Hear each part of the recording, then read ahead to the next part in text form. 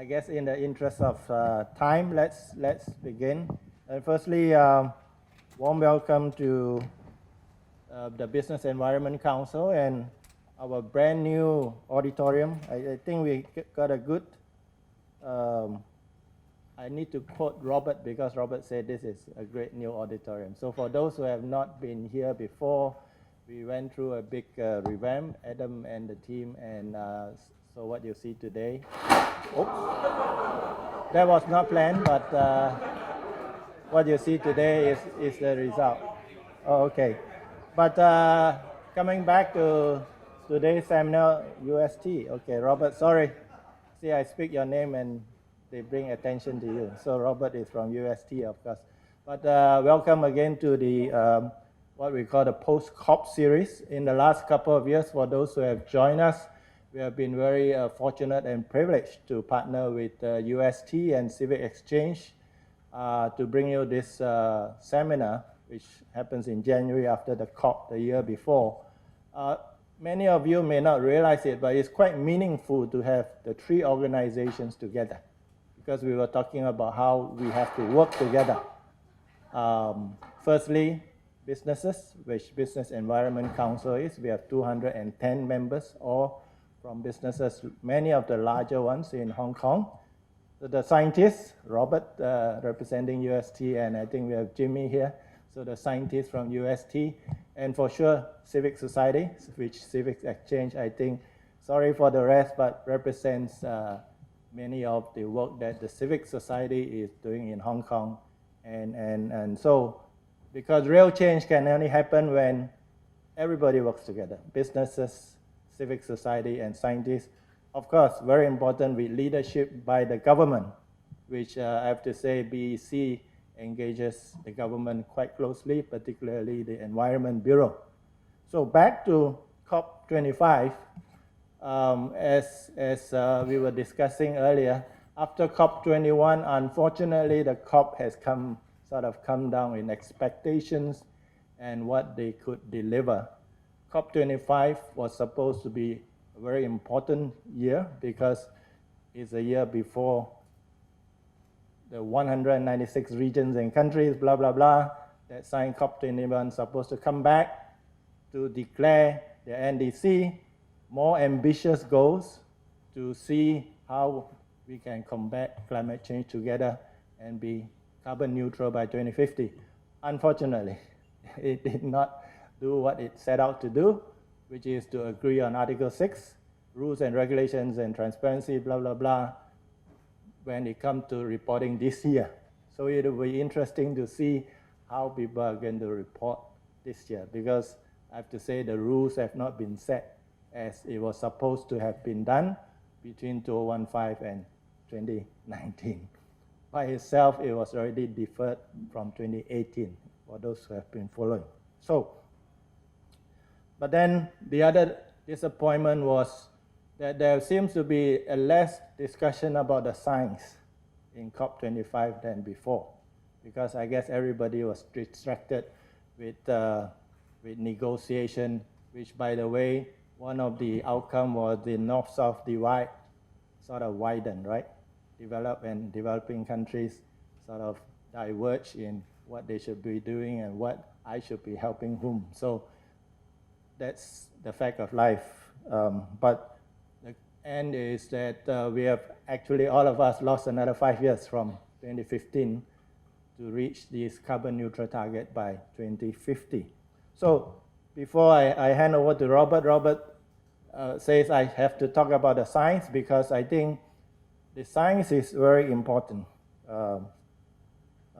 Just as a reminder, because the science is telling us that global warming is happening, and that's a fact. If you can look at the slide, pay attention to the top right-hand corner. The last decade has been the warmest, whether we like it or not. The last, if you can see, 2010 to 2019, the hottest decade. So the little peak up in the north, in the top right-hand corner is showing that past 5 years, the hottest 5 years, and 2019 was the second hottest. So whether we like it or not, we are warming up. Of course, if you look at the average temperature, it's maybe 1.2, but the right hand globe, the picture actually is more scary, I have to say, because as we know, average sort of it doesn't tell you the peak, but the extreme is the red part at the top and the bottom, and somewhere in the middle, Europe is showing warming of 2 to 4 degrees already as we speak. I mean, for those who go to Europe, you would know that in the past, I go to Germany quite a bit. We used to joke that there's no summer in Germany. You go to Germany in August or July, you bring a sweater. Today, you can go with your t-shirt and your shorts, I have to say. So we are seeing it not only in our lifetime, but in our decade. So I think that brings to the urgency. So then what are we doing? What do we need to do? This chart is famous from COP21, but let me bring up everything at the same time. So the top is basically what we are doing today. From the 2015 policy scenario, which is before, and then a little bit of improvement, current year scenario, which is a blue chart at the top. And what the unconditional NDC scenario is actually what the 196 regions and countries declared in 2015. So everybody came up with a number, we rolled out the number, oops, even if with all the things we are doing today, mind you, all the decarbonizing and what we are doing today, China peaking by 2030, we are still at 3.2 degrees. That's what the scientist is telling us.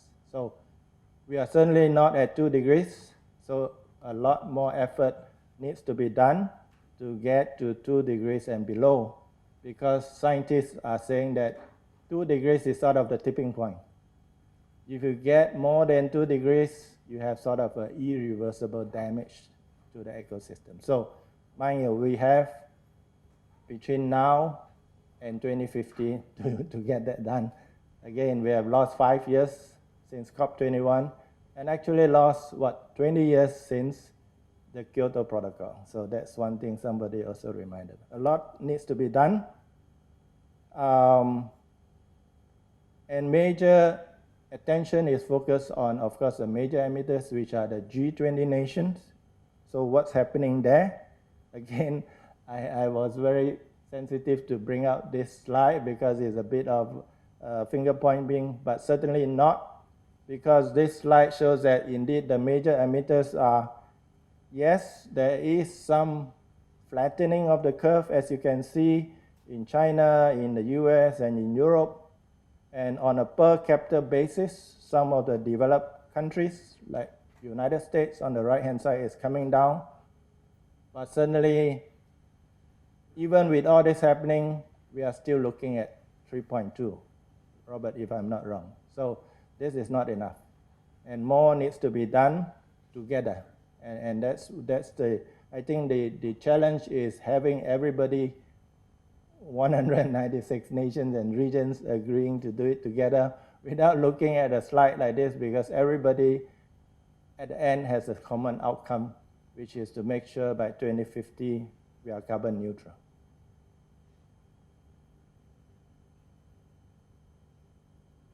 And as I mentioned, we need to do this together.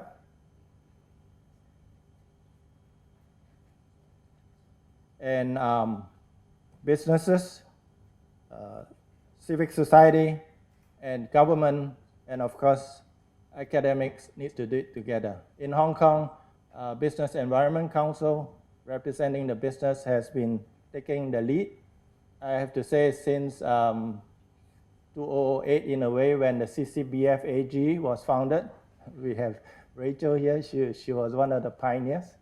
And since then, Business Environment Council has been working very hard, bringing the businesses together, working together with the government and the civic society to go through this transition, because this indeed is a transition that we have never gone through before.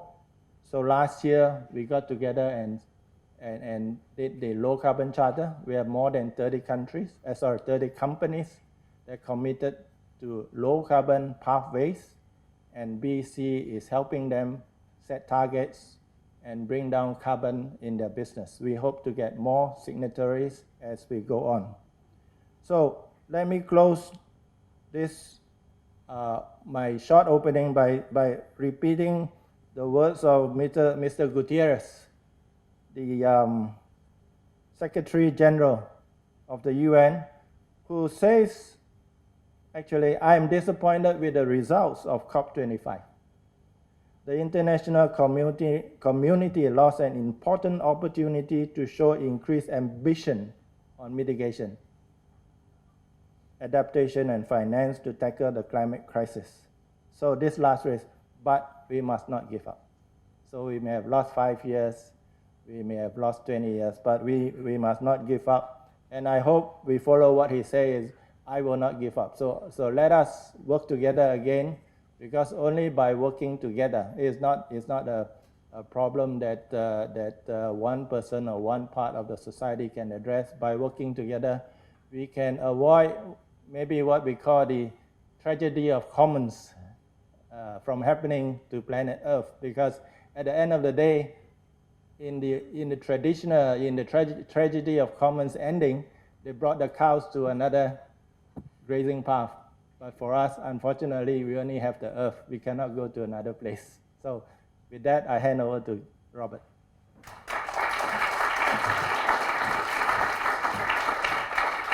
Thank you. I just have one thank you I want to make, and that is to my department head, Professor Jimmy Fung, who's a very modest guy and doesn't stand up here. But without his signing the checks, we would not be, or I would not be doing what I am. So I'm very grateful for Jimmy. Okay, now, there's one other bit of the science which I wanted to mention. And this, I always used to thought that Antarctica was a sort of great big island, that all the thing you see there is land. Well, it's not. There's been really detailed work done on scanning through the ice to find out the fact, well, it's an archipelago. It's a whole bunch of islands. And if you look at the the right-hand side as you're seeing it here, there's a lot where there isn't a lot of land near the edge. Greenland, there is land right the way around the edge of the ice cap with only narrow outlets. So Greenland is not going to disintegrate fast. This could. And if you look at bottom left, what you have is you have ice sheets which come off the continent and have water underneath them. So the warm water gets underneath and weakens them. And then when you have a cliff 100 meters tall above sea level of ice, that can fracture and you can get large carving happening. So this is the one area in the IPCC's reports where they refer to deep uncertainty. They do not know how fast these ice sheets that have come off are going to disintegrate. What they do see is that as they are moving and as they start to disintegrate, so the ice that's on the land is going to start sliding off faster, and we could be in for 6.4 meters relatively rapidly. Overall, it's thought that at current CO2 levels, the equilibrium sea level rise is somewhere between 20 and 30 meters. But that could be in 10,000 years, so it's not something one worries about so much. But this century, we could, the thing that's in is about sort of just below 1 meter by 2,300. The last IPCC report, and they tend to be cautious in these, say, well, if we're really good and we get to the net zero at 2050, then perhaps we restrict it to not much more than the meter. But if we continue with the business as usual type emissions, we could be seeing 5 meters. And the other thing is this whole business of extreme weather. So the variability of the weather from day to day, from year to year, is much greater than the climate change signal. But we are now getting to a point where they can put into the IPCC report how much more likely an extreme weather event is because of climate change, because the planet's warmer. And basically, you have two charts here. You have that blue line. This is just sort of conceptual. That blue line is the probability distribution for a particular climate variable before we started anthropogenic global warming. The brown is how the probability distribution has moved with the planet warming. And then if you draw this vertical line, the threshold, and say, well, extreme weather events such as really severe typhoons, strong typhoons, happen above that line, what's the probability that a particular severe typhoon has occurred because of the global warming? And it's the ratio of the brown area, including the blue bit of the brown area, so that brown area compared to the blue area. So when Dorian went and sat on the Bahamas and decimated them and killed sort of about 90 people confirmed, and there are 270 people still missing, that was deemed to be about 5 times more likely because the seas were warmer, which strengthened the hurricane and various other complicated climate effects, than it would have been before anthropogenic warming happened. This is the fires in Australia. There have always been fires in Australia, but they're now more likely because we've got a warmer climate. The drought that's happening, and the World Food Programme is going into Zambia for the first time for quite a large number of years to provide food support because their agricultural production has dropped off due to drought. That is now more likely than it would have been. So this is not theoretical, this is hitting. Now, we had an event on the 18th of October, which HSBC very kindly hosted, and we have put it up on the website. You can get the QR code at the entrance, that we've got a little leaflet with it on, so you can go there and you can find out a lot more about the climate science from that. But it's not all doom and gloom. The year before, we had Lord Nicholas Stern come and talk about the work that WRI and others have been doing on the new climate economy, where they are looking at what is the good way forward. How can we both move towards the carbon neutral world and have a better standard of living for everyone? And you can see there the different things that we need to do, leading into, or the different factors that we need to impact, leading into the action that governments need to do, and then the sources of solution: innovation, sustainable infrastructure, resource productivity, private sector action, and applying those to the different areas of energy, cities, food and land, water and industry. So there is a positive story there. Once again, that was all videoed, and you can go to the website to see it. Now, Kara Horowitz, who is our first speaker, hasn't flown all the way across the Pacific just for this event. She has taped very kindly, because that way we can make sure we get a good quality thing, her talk, and then she'll be joining us by Zoom or Skype or something or other for the panel discussion. I'm not quite sure how we will picture her on the seat here, but she will be with us. So can we now play the video? Thank you very much.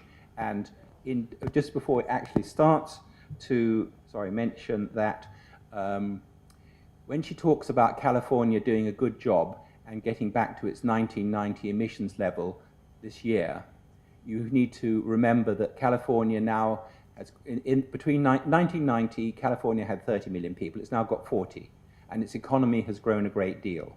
So getting back to 1990 levels is good progress, particularly given their federal government, and she will tell you more about where they're aiming to go. Thank you.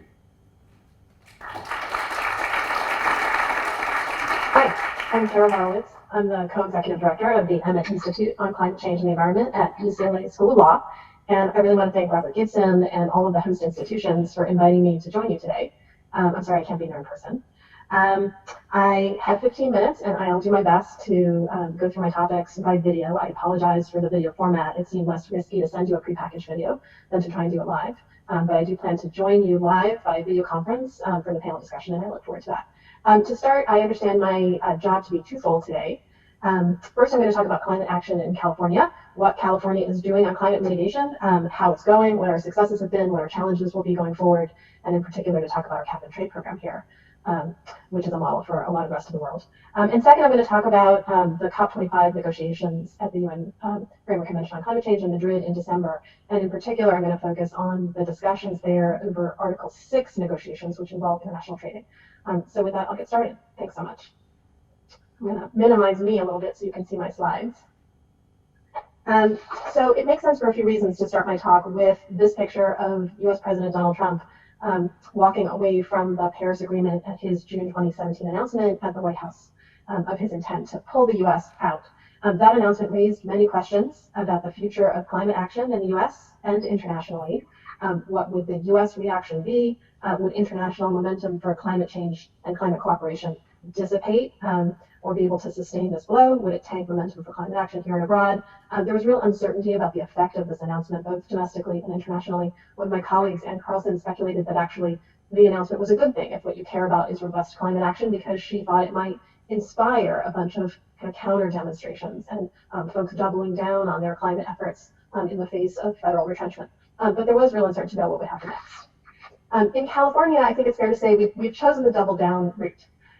California has had a pretty robust mitigation policy in place since at least 2006, when the state first passed AB 32, which is the state law that sets a statewide goal to reduce our greenhouse gas emissions statewide back to 1990 levels by this year, by 2020. I'm happy to say we've actually achieved that goal already. We achieved it about a year early. So that goal has been in place for a while, and I'll talk a little bit about how we achieved it.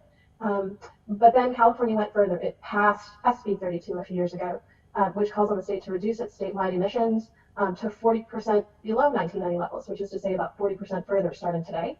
And we have 10 years to do that. It's going to be a pretty short 10 years. I think it's fair to say we have our work cut out for us. And then by executive order, the governor has ordered that we aim in the long term for 80% reductions below 1990 levels by 2050. In addition, the latest addition to our suite of climate mitigation measures in California is SB 100, which calls for the state to get to 100% clean electricity, so not necessarily all renewables, but including net zero sources of electricity by 2045, and for the state to become entirely carbon neutral by 2045. So that's the suite of goals and mandates that the governors over the past decade or so and the legislature handed down to California. It's a fairly ambitious challenge, right? So reducing our emissions statewide by 80% by 2050 will be especially challenging, as the chart shows. It's fair to say we don't quite know how we're going to do it yet, but we are along the path already. Here's an emissions trajectory showing the 2030 goal on our way to 2050. Again, I'll note that this chart is already a little bit out of date in that we have already reached our 2020 emissions goal and reduced our emissions back down to 1990 levels. But the challenge gets significantly more aggressive and more ambitious starting about this year, starting in 2020. When we're being asked to take a significantly more steep reduction curve on the path to 2030 and to 2050. And I think it's fair to say nobody in the state is underestimating how much work this is going to take, how much political buy-in this is going to require, how much policy work this is going to take at the local and state level to achieve these goals.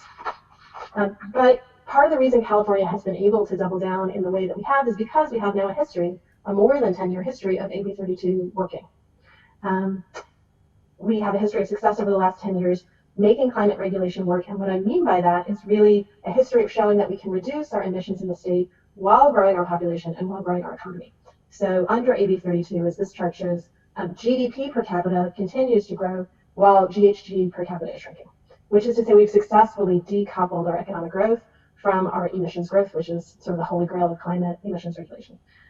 Question of how we've done that is a complicated one. And the answer is there hasn't been one answer. We've used a real mix of different mandates and incentives, different types of regulatory programs to achieve these goals. First and foremost, I think, is our renewable energy mandate. We've had renewable energy mandates in California in place for a long time. Early ones asked us to aim for about a third of our electricity being delivered from renewable energies by 2020, and I'm happy to say we're now there, we've achieved it. More recently, we've upped the ante and we're aiming for 50% renewables by 2026. 60% renewables by 2030. As I understand it, projections show that those should be eminently achievable goals. And then again, we have our 100% clean or net zero electricity goal by 2045. So the renewable energy explosion in California has been part of the story, and the decrease in cost in renewables has been part of the story. We also have gotten much more energy efficient in California. Going back to the energy crisis in the 1970s, California pioneered a really aggressive set of electricity efficient and energy efficiency requirements for our buildings in California.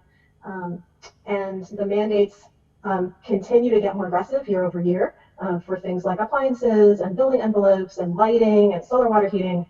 California, it's fair to say, has the most ambitious energy efficiency program in the US. I realize when you look globally, that's not necessarily saying a lot, but we've taken a lot of the low-hanging fruit in California from energy efficiency and we've plucked it, and that's been part of our story too. We care a lot about cars in California, and so transportation emissions have been a real target of our policymakers. I will say transportation continues to be a challenge for California. Reducing our transportation emissions is one of the biggest tasks we have ahead of us as we tackle the ambitious path to the 2030 goals that you saw in an earlier slide. We've taken a multi-pronged approach to transportation in California. We have our own set of mandates for cars that are sold in California that are subject to GHG standards. For those of you who follow the ins and outs of climate policy in the United States, you may know that our statewide GHG standard is being challenged by the Trump administration, and there's litigation over the validity of that standard at the moment, but I'm hoping that California will prevail, and I expect that it will. We've poured a lot of money as a state, some of it from cap and trade funding, which I'll talk about in a second, into mass transit. We've worked on land use changes. We have a low carbon fuel standard. We have a really ambitious set of electric vehicle policies and incentives in place, including a bunch of policies that are about to kick into place to ramp up infrastructure for EVs. And we're working on high-speed rail. So lots to still be done in transportation, but we have lots of tools that we're working with. And then on top of all these other programs, California has developed and deployed a statewide cap and trade emissions trading program to help achieve emissions reductions. California's cap and trade program works like many other emissions trading programs around the world. For those of you who are familiar with the RGGI program or the European Union ETS program, this is another trading system. It works generally as follows. There's a cap that sets an aggregate statewide cap on GHG emissions from covered sectors. It allows for trading between and among businesses within those covered sectors to allow those businesses to find the most cost-effective emission reductions, to reduce the total cost of compliance while achieving those reductions. And then a feature of our program is that some, but not all of our allowances are auctioned off in a public auction. And this serves to create a revenue source to fund further reductions in California. I'll talk a little bit more about what that means. Who's covered by California's cap and trade program? About 350 businesses in the state. Collectively, those businesses are responsible for about 80% of the state's emissions. So we're talking about the largest electric utilities, large industrial facilities, fuel distributors, all of our transportation fuels are covered under the cap. So it's the largest statewide sources. Offsets are allowed, but limited in the program. There are a lot of offset sources that come from domestic forestry or agricultural projects, for example. We have linked our cap and trade program with at least one other jurisdiction, and we're looking to continue those linkages. Our program is authorized now legislatively through 2030, so it's pretty stable. And the cap and trade program itself is responsible for about a third, maybe a little less than a third of required state emission reductions in total. So of all the reductions that the state was required to make in order to meet its emission reduction goal under AB 32, for example, cap and trade was really a minority driver. It really drove about a third of those reductions, with the remainder of reductions coming from things like the renewable portfolio standard, our transportation emission programs, et cetera. We expect that going forward, the cap and trade program will play a little bit larger role on the path to 2030 and will be responsible for about 40% of reductions required to get to 2030. But again, not a majority of reductions. So it's really just one program among many that are giving a price signal to businesses in the state and driving reductions. What about cap and trade revenue from those public auctions? So California has raised and spent already about $3.4 billion from cap and trade auction proceeds. This money has been used you'll see some of the projects on the slide here, has been used to pay for installing efficiency measures in homes, has been used to ramp up zero emission and plug-in hybrid vehicle programs, has been used to plant trees in urban areas. By law, a significant portion of these proceeds are required to be spent in ways that benefit disadvantaged communities, which are defined in state law as largely low-income communities, communities of color, communities that have historically borne a disproportionate share of environmental burdens. Altogether, $8.9 billion has been allocated from the legislature, so there's even more money in the pipeline coming down the pike. And again, a lot of these projects have benefited disadvantaged communities. Some of this money even goes back into households and to consumers as a dividend. And this really helps to build political will for the program overall and for climate regulation more generally. So what are some of California's challenges moving forward? Whether California can maintain political will for its strong climate policy in the face of federal retrenchment is a key question. Can we continue to attract partners in climate action? Will we succeed in making a dent in transportation sector emissions? Can we figure out what carbon neutrality really means for us, and can we get there? These are big challenges. Made easier by the fact that we have company. So it turns out my colleague Ann Carlson, who speculated that the Trump announcement about the Paris Agreement withdrawal might be energizing, it turns out there was some truth to that. So this graphic is already out of date. It came from a newspaper story that was published just after the Trump announcement. But all across the United States, mayors and governors, communities around the United States have really stepped up and pledged to meet the Paris Agreement Accord pledges, even in the absence of federal leadership. And globally, as I'm sure many of you know, there has also been a real resurgence of subnational climate action. So regardless of what the parties to the Framework Convention on Climate Change are doing, states, provinces, and cities around the globe, some of whom are collected into this network called the Under 2 Coalition, have pledged to work tirelessly to reduce their emissions in ways consistent with what scientists tell us are necessary. So the Under 2 Coalition, which is again just one of these many networks of subnationals working together, but a pretty important one, now represents more than 40% of global GDP within the network and more than 1.3 billion people. And it's an agreement that brings together these jurisdictions and helps them make and keep a number of climate emission reduction commitments. So California is in pretty good company, but notwithstanding all this sort of subnational momentum, the question still remains about the future and efficacy of the Paris Agreement, especially given the lack of leadership by the United States and some other major countries. And so these questions came to my head at COP25 in Madrid in Spain, where I know Robert was and I was, and probably a bunch of us in the room were. And so I'm going to transition to talk about COP25 now. I'm happy to answer questions about California in the panel discussion, if folks would like. So the goal of COP25 was to nail down the remaining details of how to implement the Paris Agreement. Many of the so-called Paris Rulebook parts had already been agreed to in earlier meetings, but a few key sticking points remained. And parties really hope to smooth these out in advance of 2020, when the next round of, at least some of the next round of NDCs are due, nationally determined contributions or party pledges. At the top of the list of things that people were hoping to achieve in Madrid at COP25 was so-called Article 6 implementation rules. So generally speaking, Article 6 is a part of the Paris Agreement that is intended to allow for international trading of emissions reductions, kind of like the trading that's done in California's cap and trade system, but on a much larger scale. Article 6 rules were such a focus of COP25 that many delegates walked around the conference halls in Spain in December wearing these buttons. You see one picture here. It says, "All I want for Christmas is Article 6." The success or failure of COP25 is really bound to be judged in large part on whether Article 6 solutions were delivered. Spoiler alert, they weren't, and we'll discuss some reasons why. But first, what is Article 6? So Article 6 governs, as I said, international trading of emission reductions or mitigation outcomes. A few varieties of Article 6 rules were on the table. They're summarized in this slide. Most importantly, Article 6.2 questions govern trading between countries bilaterally, mostly using existing emissions trading programs, for example, like the EU ETS. And then there's Article 6.4, which is aimed at creating a new international carbon market for the trade of emissions cuts, potentially a new vehicle entirely to allow for powers agreement trading. Why is international trading important? For a lot of the reasons that, oh, excuse me, hang on. Okay, I think we're back. Why is international trading important? Largely because it's more economically efficient.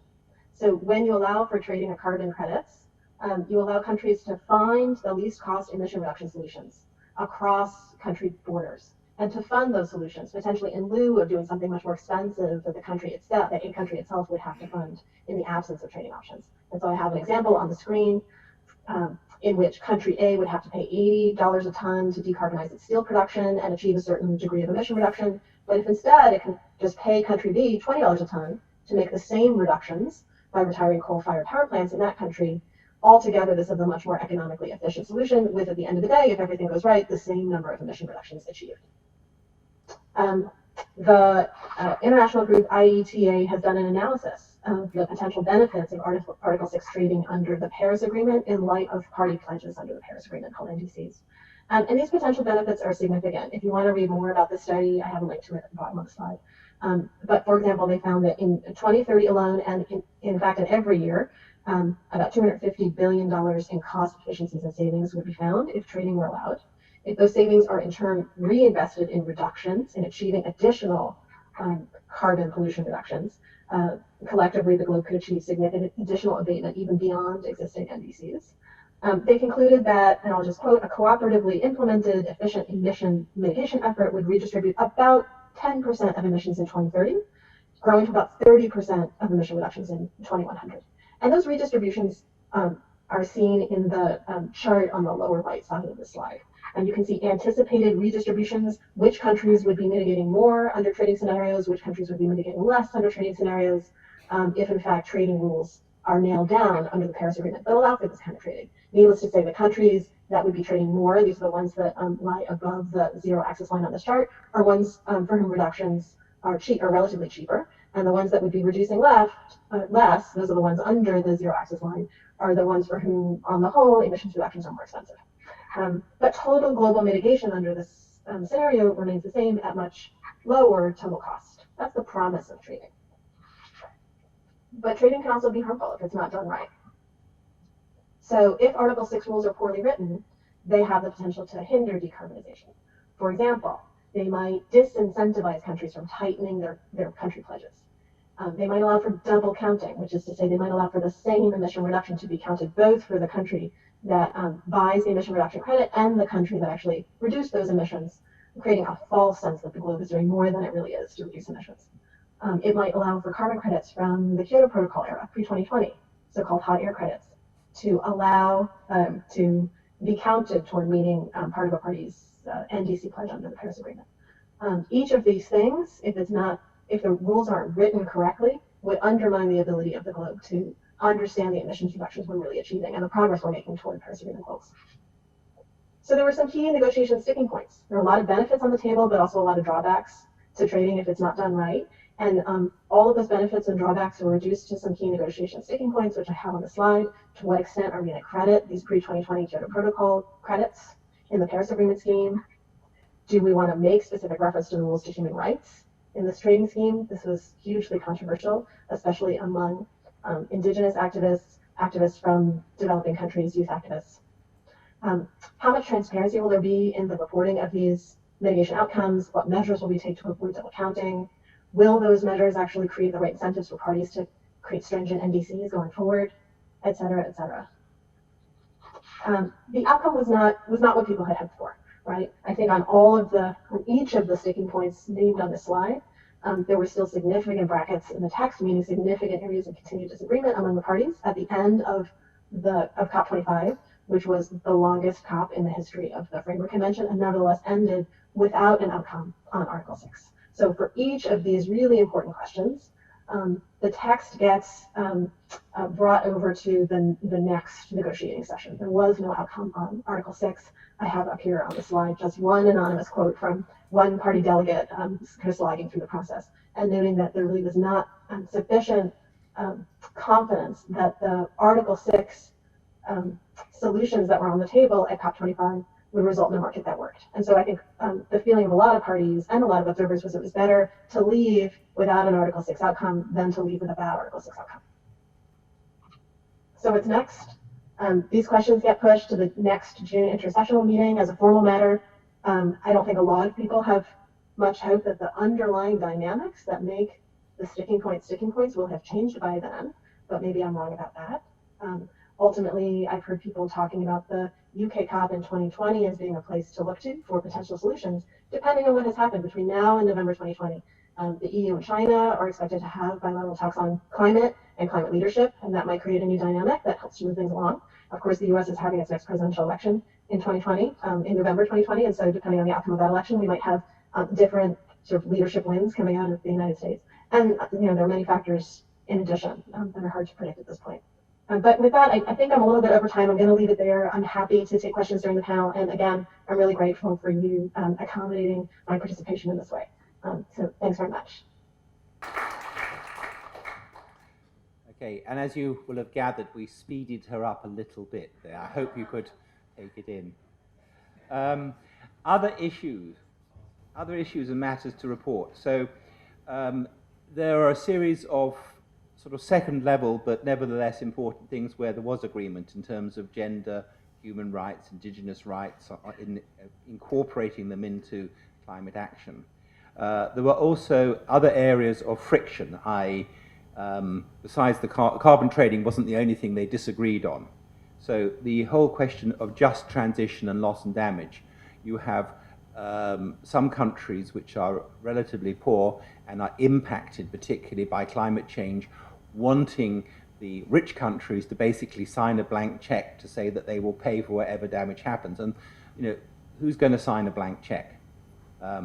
What is agreed is that yes, there is a problem, and yes, more needs to be done to help the less rich countries who are impacted to strengthen, to adapt, to build resilience, and when there is a problem, some form of insurance mechanism which gets help where it's needed rapidly. Developed countries pledging to deliver their actions up to 2020. So one of the things the developing countries are saying is, hey, you said you would do this by 2020, you haven't got there. We're waiting to see what you do before we go and say how we're going to tighten our NDCs next year. And then the support for the less developed countries. 3 particular areas: finance. Going back to the Copenhagen discussions, there was a sort of pledge that $100 billion a year would be raised by 2020. Where they got to on that? The technology support and the capacity building. On the 100 billion, the OECD does accounting. They go and add up all the possible sources that could be regarded as being climate finance. And in 2017, they get to a number of about 71 billion. But in doing that, as an accountant, I'm not terribly, I mean, they're very honest with what they do, but I'm not very comfortable with it, because they take the grant money, which is you pay it once off, that's it, with the loan money. You lend somebody money, perhaps even interest-bearing money, and you get it back later. And they add all those up together and say it's 71 billion. And they don't deduct the loans that are repaid. So it's tricky. And this could be a big sticking point in terms of getting the developing countries to commit to reduce their emissions. So I now wish to hand over to Fong, who has kindly come down from Beijing, where he spends, how many years have you been in Beijing? You can tell people, working for WRI on many of these issues. Thank you very much.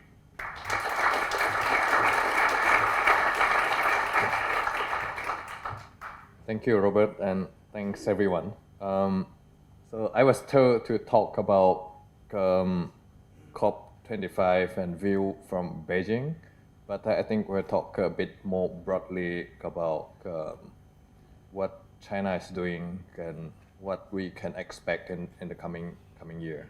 I think why people are so concerned about China.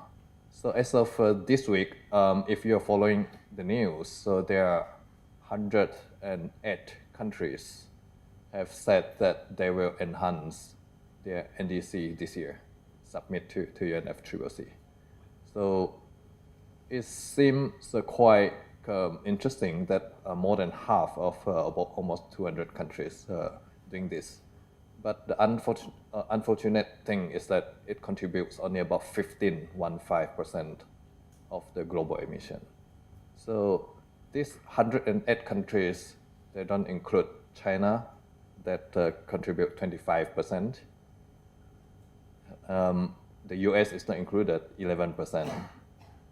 India, 6%, Indonesia, 4.7%. All these are not included in these 108 countries.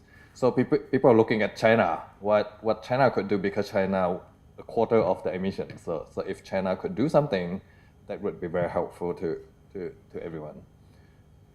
So look at the data announced a few months ago for 2018. So basically, China is overachieving the target set during Copenhagen, that is 2020 target. So basically overachieving, even achieving the upper end of the target. It was 40 to 45%. So that is very good news. So now people are looking at the NDC, the peaking of by 2030, or I mean around 2030 or earlier. So, but the challenge still remains on whether we can achieve or not. There's still it seems quite positive that China could achieve with now already more than 45% intensity reduction. So we have 10 more years to go to 60%. Shouldn't be too difficult. But if you look at it, it's not that simple. Because if you look back over the last 10, 15 years, the easiest part already done. So if you look back, it's easier you just close down the obsolete plants and the small plants. But now what left over is those very tough ones. So that is the tricky point. So also if you look at it, the non-fossil fuel, so now it's about 14 point something %. So we have about 5.5 or 5.7% more to go. It seems small, but if you look at the amount of electricity generation from renewable energy, so we have to almost double the generation, 1.7 to twice, depending on the total energy demand. So that is not easy. So we need to do everything we did in the last 20 years in the next 10 years. So that is very difficult. So if you compare with Hong Kong, so the amount of renewable electricity generation is thousands times of the total energy generation in Hong Kong. So we need to do it in the next 10 years or so. So before getting into next slide, so I think the other thing would like to highlight is that, so what is the possibility of enhancing the NDC? So we have been having a lot of conversations with a lot of stakeholders in China, mainland China. So for now, the political situation is not so favorable as the US is stepping back. So there's no momentum. So everybody, I think just now Kara was mentioning the EU-China Climate Summit in September. So everybody is looking into that. How can we all of us work together to push that forward?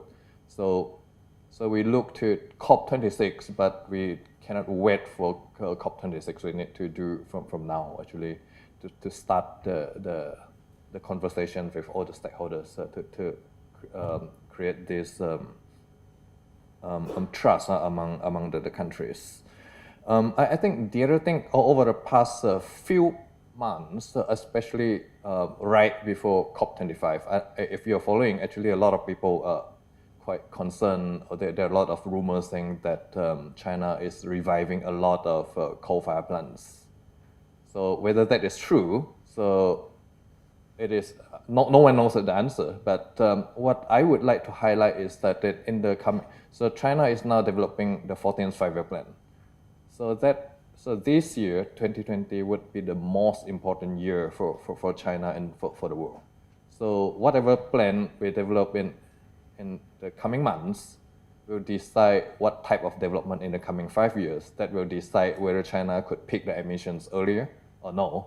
Eventually, we decide whether what level we can achieve by 2050. So on this 2050 points, also, we have been having a lot of conversations. So we talk about 1.5 degree global goal. So, but what is ambition? What is the ambition that we're looking for? So if California is aiming to achieve zero emission by 2050 as a developing country, so we take another 20 years. So that is an argument that we need to think about, that everybody is thinking about, because like the US or Europe, so the peak was 20, 30, 40 years ago. So they have up to 50 years, 70 years from peak to zero. Whereas China, if we peak in 2030, that's when we have 20 years to reach from peak to zero. So what is possible? So this is the big argument politically about the ambition. So then what is possible for China in this coming year for the NDC update? We're hoping is enhancement. So how can we enhance? So a lot of people are looking at it. So of course, most people, if we think globally, we're hoping China could peak the emission earlier than 2030. But with the economic situation right now, so at least me personally, I feel it is unlikely for the government to commit, to make such a commitment. And second one would be to cap the peak. So that would even more challenging for the government to commit. So then what are the remaining options that we can look to? And we think non-CO2 is something we should pay attention to. And there's more and more traction in mainland China about the potential on non-CO2. So just to remind you that the current NDC focus only on CO2, carbon dioxide. So there's a still big chunk of emission that is from non-CO2, methane and HFC and others. So based on the official data for 2014, about 16% of emissions in China is from non-CO2 emissions. So this is a big amount. It's about 2 gigaton. So if we rank, if this 2 gigaton is a country, I think it's number 6 or number 7 biggest emitting country. So what can we do with this? So we did some work on this. So if based on the current policy, so if we're not doing anything extra, very likely this non-CO2 emissions will increase by about 40% in the next 10 years and continue for another 15% by 2050. But there are a lot of opportunities to do. So if you look at it like methane, HFC, and so on, all these, a lot of things that China is already doing, that we see there is a huge potential for us to pay attention and take some action. So I think this is also quite relevant for the case of Hong Kong as well. So what are the priorities for China in the coming months and years? So I think first what we should, or China is very interested in, is NBS, nature-based solutions. So this why I put this logo here, because there is a very good complement with the upcoming CBD biodiversity COP15 in October in Kunming. So what leadership China could have for this would have a direct implication on the nature-based solution that will lead up to COP26. So this is the momentum a lot of people are looking to leverage, including the September EU-China summit. Second and third one, so you can understand, I mean, you know, energy transition, industrial transition, these are the traditional areas that China still focused on. Energy contributes about 80% of greenhouse gas emission in China. Industrial, so if we look at carbon dioxide, contributes about 90% of emissions. So this would be the top priorities for now, for the past, for now, and for future. Sub-nation action is still very important. So since about 2010 or 2011, the government has been very active in implementing so-called low-carbon pilot cities, provinces. So all this will likely be continued, but there are still a lot of conversations in China whether during the 14th Five-Year Plan we've continued with the same type of pilot, or we should have a slightly different thing. And emissions trading, I think, is slower than most people expected, but it's progressing. I think the other big thing that is or trend that's going on in China is thinking about the co-benefits between environment and climate, considering the restructure of the government, that the climate change function moved to the Environmental Protection Ministry, now called MEE, Ministry of Ecology and Environment. I'm going to move faster. So this is the last one. I think the other opportunity we should look to is adaptation. So China, the Minister Li, Ministry of Environment in China, last year actually joined this global platform called Global Commission on Adaptation. So there's more and more traction in China to do more on adaptation.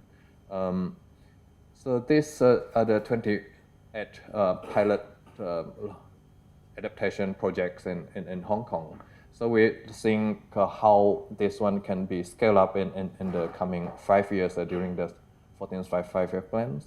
So I think this is also very, very relevant to Hong Kong, that we may want to think about how to leverage this opportunity. Yeah. Yep. I'll stop here. Thank you very much.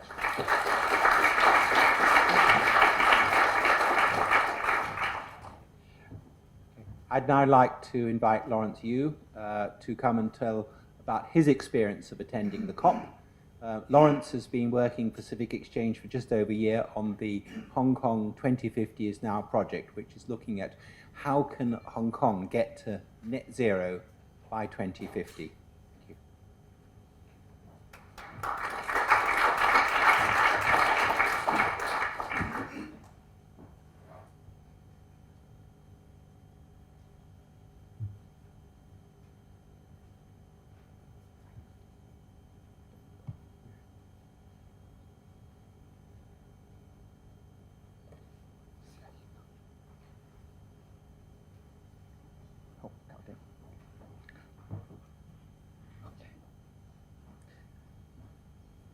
Hi everyone, I'm Lawrence from Civic Exchange. First of all, I would like to thank you, Civic Exchange, to offer me such wonderful opportunity to participate the COP25 in Madrid. So this year, the theme of the COP is the climate action now. So I think you already know that many top to bottom climate action, like what Mr. Fong mentioned in his presentation. So let me talk more about from bottom to the top climate action. So you may, from the media, you may think about the youth in the COP, maybe mostly go to demonstration and then rules up the negotiation and then push out from the COP venue. But actually no, my observation is like the youth is a part of the solution to protect the climate system for the benefit of future and future generation of humankind. So what is the position of the youth in the COP? Actually, UNFCCC consider youth as one of the key members of the civil society. That's why the youth can feel the young to participate the COP event. And then as you can see here, there are many regions in color. It means that there are quite active young members in those regions. So that you may ask, what is the climate action of the youth? And then what is the objective? The goal of the youth climate action is meeting the needs of the person without compromise the future generation. That means that it makes our life or our lifestyle become more sustainable. Secondly, is helping shape and enhance responsible environment protection and climate policy around the globe. It's more and more like Greta. She is really active to sometimes criticize or voice out the most important issue to many senior persons. And then the role of youth is voicing out their own concern during the formulating of national level policy or climate change plan and national determined contribution. And then also really active to reflect their thought to the government or any stakeholder in the society. So this is some summarize of the youth activity during the COP. The photo on the right-hand side is Minister of Environment from Japan. And then actually, the Japan youth really successfully to establish a communication channel with their Minister of the Environment, always provide feedback. And then the minister also really actively to consult the youth when they developing some new policy. And the middle is happened in the China Pavilion. It's all the youth from many different countries, and then they sit together to share their own experience, like from the community to more high level, like the policy making. And then also business leaders are really active to communicate with the youth during the COP. You can see here is a youth dialogue with business leader. And then even more, also because many COP, many medias are around during the COP, so that this is a really good opportunity for the youth to share their thoughts to the public. And then I'm also joined intervention during the COP. The EU president and then Chile president asked youth about how can finance the youth for conducting the climate action.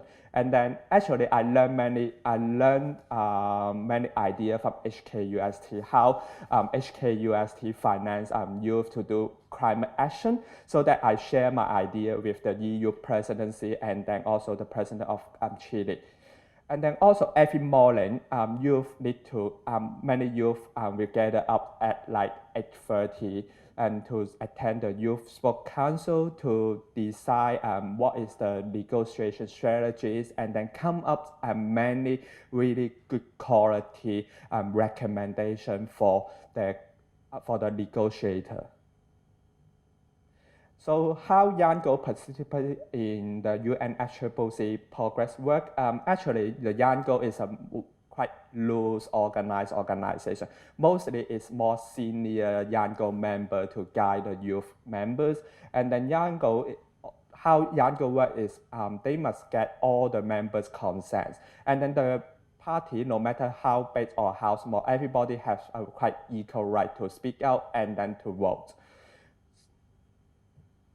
And then prioritize, because this year is a really important year, is all the countries need to submit their NDC. So that we need to prioritize youth when updating the NDC. Why youth is important, you may wonder. Because in the mid-century, most of the youth will become the leader. And then most of the effort will be taken by the youth. So that the youth is really important. And then I identified that there are five core areas of youth to be incorporated in the country NDC in 2020 NDC update. The first one is environmental education. And then also the second one is awareness and sensitization. And then green job, often more green job and professional program for our youth. And then to help the youth to access the finance to organize like climate action and then also the climate finance. And then the final one is political and civic participation. Because I heard from my friend in Indonesia or Philippines, they even not allowed to organize the climate strike there. So that the way forward for the Hong Kong Youth Climate Action, as you can see here, there are many organization logos. Actually, they all from the Asia. Like the CYCAN in this year, they sent more than 30 youth to the COP and then to observe the negotiation and then active to join different intervention. And then the Climate Youth Japan and then the Taiwan Youth Climate Coalition. Yeah, but for Hong Kong, we only send like 3 youth from the university to the COP. So that I would suggest 4 suggestions for everyone is like, first one is establish the local conference of youth in Hong Kong. And then secondly, mobilize Hong Kong youth to join the upcoming COP. And then regular dialogue between youth and business, NGO, and community leaders. And then enhance youth participation in the decision making for the climate policy. I hope this year maybe we can sponsor a group of youth to join the COP. Yeah. So that my take-home message is the consequence of the climate change will be with us for many generations in the year coming. The young people will be taking action on climate change and suffering its consequence for a long period. So that we need to empower our youth to shape and attach solutions to the climate change problem. I make 4 suggestions. The first one is empower youth to contribute to the policy formulation and implementation. And then also offer our youth more opportunity to learn more about the climate science. And then reinforce the collaboration. And then finally is connect our youth to different cities worldwide. Thank you so much.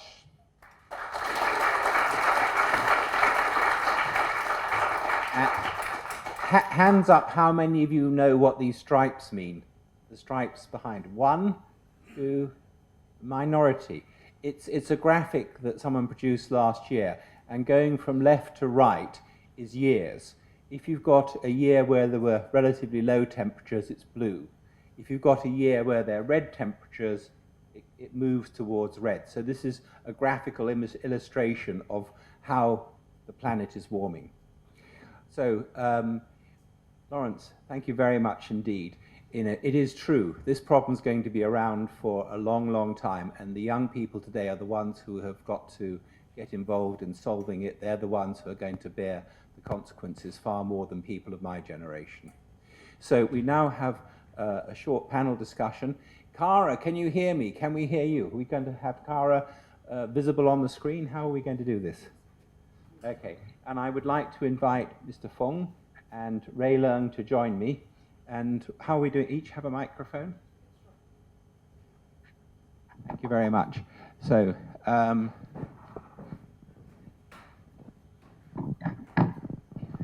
while we're waiting for Cara to come on board, Ray is from the Environmental Protection Department of the Hong Kong government, and they are in the middle of considering the results of the public engagement from last year.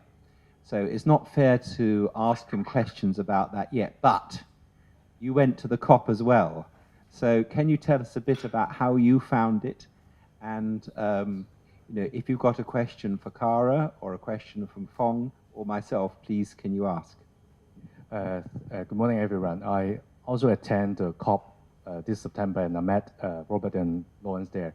And I joined the discussion or the briefing for the Chinese delegation. And this is quite an experience for me because you know that this is an important subject. And everyone is looking for a decision or a breakthrough development in this COP, for example, the Article 6. And although there are no breakthrough, but we see a lot of involvement of different society, including the youth and many parties, and there's some demonstration in the area. I think that we all have the willingness to handle this problem, but unfortunately we do not have a breakthrough yet. But for Hong Kong government, we attach great importance to combating climate change, and we have established in 2016 the high-level steering committee on climate change chaired by our chief secretary for administration to steer and coordinate the climate action within the government. And then we released in 2017 the Hong Kong Climate Action Plan 2030 Plus, setting out in detail the key mitigation, adaptation, resilience measures to be taken, and our target to reduce our carbon intensity between 2005 and 2030 by 65% to 70%, and we are in good progress to that. And in view of that, there are views that we have to be more ambitious and set more ambitious target. We have engaged the Council for Sustainable Development to conduct a public engagement exercise, and the Council has some young members in that to incorporate their voice. And the Council is now analyzing the large amount of views that collected during the public engagement exercise. And the public interaction phase ended in September last year. When the Council, they are now preparing the report with recommendations to the government, and the government will take into account the recommendation of the Council and the public views and all the scientific evidence in for example, the report issued by the IPCC, and then we will formulate the strategy and see how we can improve our relevant measures. Thank you, Robert. Okay, so are we going to get Cara's, it's visible, oh, it's on either side, okay, right, all right, thank you. So Cara, thank you very much for joining us by the link. We are interested in the timing of the next US presidential election compared to the timing of COP26. They happen almost at the same time. So what are the sort of possible scenarios that could happen there? Sure. Thank you. And thank you guys for bearing with my speeded up video. Can you hear me okay? Okay. I promise I'll talk a little more slowly this time. And thank you for hosting me. It is an interesting question. I'll start by making a point that maybe was obvious from my presentation, but maybe not, which is that subnationals like California and many other states, provinces, and cities around the globe are doing yeoman's work in the absence of federal leadership, especially in the United States, trying to keep momentum alive under the Paris Agreement. And it's working to some degree, but I don't think it's a full substitute for robust federal leadership. I think the reason we have the Paris Agreement in the first place is because there was a real breakthrough in cooperation between especially China and the United States under the Obama administration. I don't think the Paris Agreement would have come to be absent that robust leadership and collaboration. And I think that there really will be a significant lessening of momentum and progress under the Paris Agreement unless we again have robust federal leadership. So, you guys won't be surprised to know, and I will lay my cards on the table, that I'm hoping for a change of administration in the United States in the 2020 election. But the timing is really interesting, as Robert suggests, because the next COP will occur at the very beginning of November 2020 in Glasgow, and the US election will also occur more or less at the same time. And so we have two possibilities. One is that at the very beginning of the COP, we get news out of the United States that Trump has been reelected. And I think we all know where that will lead. That will, I think, dishearten many in the climate community who are hoping for further leadership from countries around the world. I think other countries are going to find it hard to step up in the absence of US federal leadership. Or we will have different news coming out of the United States at the beginning of the COP.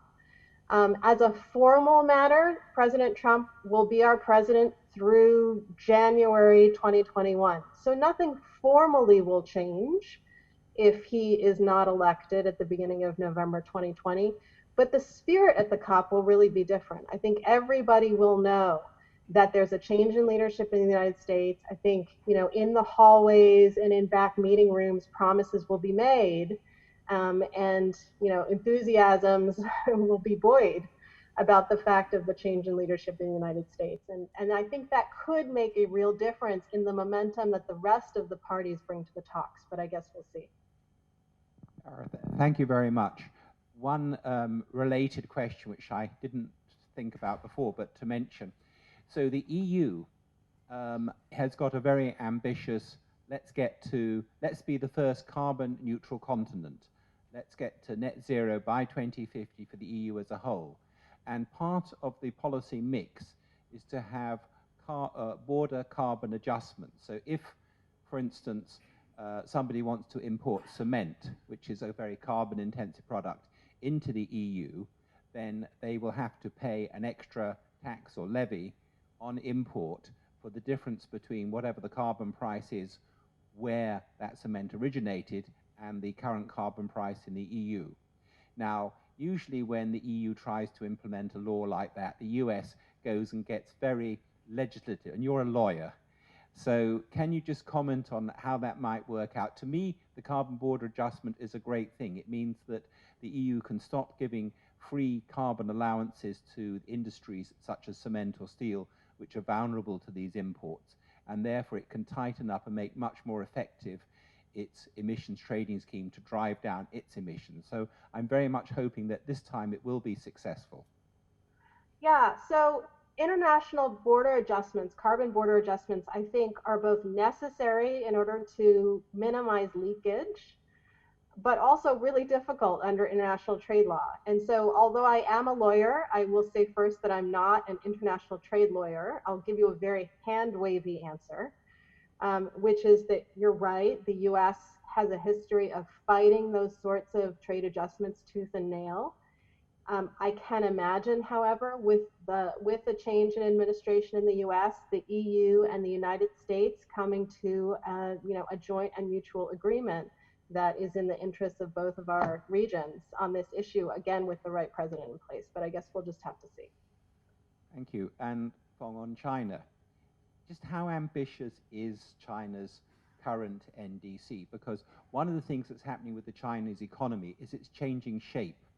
The service sector, which is much less carbon intensive, is growing as a percentage of the economy. So quite a bit of the reduction in intensity of the economy is going to happen without the government doing anything. And we know actually that it's doing a lot. So we're hoping that it can tighten its NDC very substantially next year. Have you got any comment on that? So I think it's quite similar to what I said just now. I think technically it's possible, but politically it's very challenging. So the biggest issue would be the US. So if US is not doing anything, why should China do anything, right? So I think that is the biggest argument. Secondly is the economic slowdown. So that would have some impact. How positive is the government for the next couple of years? So because there are economic implications to expedite the transition. So if you let the transition happen naturally, it would maybe slower. So if you want to make it faster, that there would be some upfront cost to do so. So I think that would be the important part. And the other one that a lot of people are very worried is new investment on high-emitting industries. So if you look at China overall, I think it seems positive, easy to do. But if you split China into different regions, it would be very tough for certain areas. So one, I think we need to think about the disconnect between the central government and the subnational government, whether it's a province or whether it's a city. So they're facing different challenges. So in the less developed regions, so they tend to focus more on economic development. So if there is any investment on high-emitting industries, we would lock into another 30 years. And it would be very, very big, it would have a very big impact to the emissions. So these are the worries that everybody has. So I think, of course, all of us are hoping that China could pick the emission earlier at a lower level, but to make such political commitment would be quite challenging. So at WRI, we have been doing some studies to see what are the potential commitments China could commit to. One of them is about the non-CO2, which we think there is a huge potential. So I think when we talk about NDC, the top line message is peaking emission. So actually we can dive into a little bit, not necessarily looking at one number, because that number is very political. So if we can add in some details, like, for example, whether we can have a bit more renewable energy, a little bit or less investment on high-emitting industry, or picking in certain regions, sort of thing, I think that would be, politically easier to push for. Yeah, I think I'll stop here. Okay, thank you very much. Now, we have about 9 minutes left before we're supposed to go to a coffee break. What I'd like to do is to take 3 questions at a time. I can see Jonathan waving his hand already. But can I have a show of hands of who would like to ask a question? 1, 2... Okay, so we'll take those 2 together. So, Jonathan, please. Well, thank you. A very quick one. So, Cara, I think, in her introduction, gave a really, really clear description of how cap and trade works to solve that problem that we might call the tragedy of the commons by controlling on the supply side and how that works at the micro level, but then also a very good description of when you then try and expand that to address on the sort of macro or global level across different countries and markets. It just hasn't been possible to achieve it. So my question is, for those of you who were at COP25, is Article 6 now going to be taken off the table because it's just not going to be solvable? And secondly, for those of you who were there, should it be? Because there are actually some other things that could more productive, or where that time could be more productively used. Thank you. Thank you, Jonathan. And Cara, Jonathan is with HSBC, so he's involved in funding big infrastructure projects. And the second question, and could you mention your name, please? Yeah, Bob Mosley from the Nature Conservancy, and this is for Dr. Fong, and it also is about markets, but the China, just your opinion on the status of the current carbon trading market in China. It was went national with much fanfare a couple years ago, and I haven't really heard much since. So, Cara, would you like to go first? So I heard the first question much better than the second question. The first question, as I understand it, is whether Article 6 is dead or should it be. I did not get the sense at all at COP25, and others can weigh in too, that this was dead. I think there remains enthusiasm for finding solutions. I think there's a lot of momentum among, private sector and public sector entities and many parties to find a trading solution for lots of reasons, including some of those I talked about in my talk. And so, yes, the parties are going to be back at it in June and probably in Glasgow and give it another go, for sure. And then the second part of the question, which is more normative, should it die? I am one of those people who thinks that there is a lot of potential for trading if the rules are done right. So I continue to hold out for strong rules. But I'm also one of those people who thinks that if the rules aren't so strong, it's probably better to have nothing than a bad Article 6. But others on the panel, feel free to weigh in and share your thoughts. Can you answer the China? Yeah, sure. But on this Article 6, I think the general perception is that a bad rule is, no rule is better than having a bad rule. So that is sort of, I've been a bit more optimistic considering the result of the negotiation during the last COP. So, and on China, so I'm not an expert on ETS, but what you said is that is basically the progress that overall is very slow. But from the announcement recently, so this year the government will announce the allowance. So hopefully we can see major progress this year on the power sector. But whether we will move beyond power sector, I think that would be quite challenging this year. So I think what the government is trying to do is to do it right within one sector, then start to consider the rest. Thank you. So other questions? Emma? Anybody else?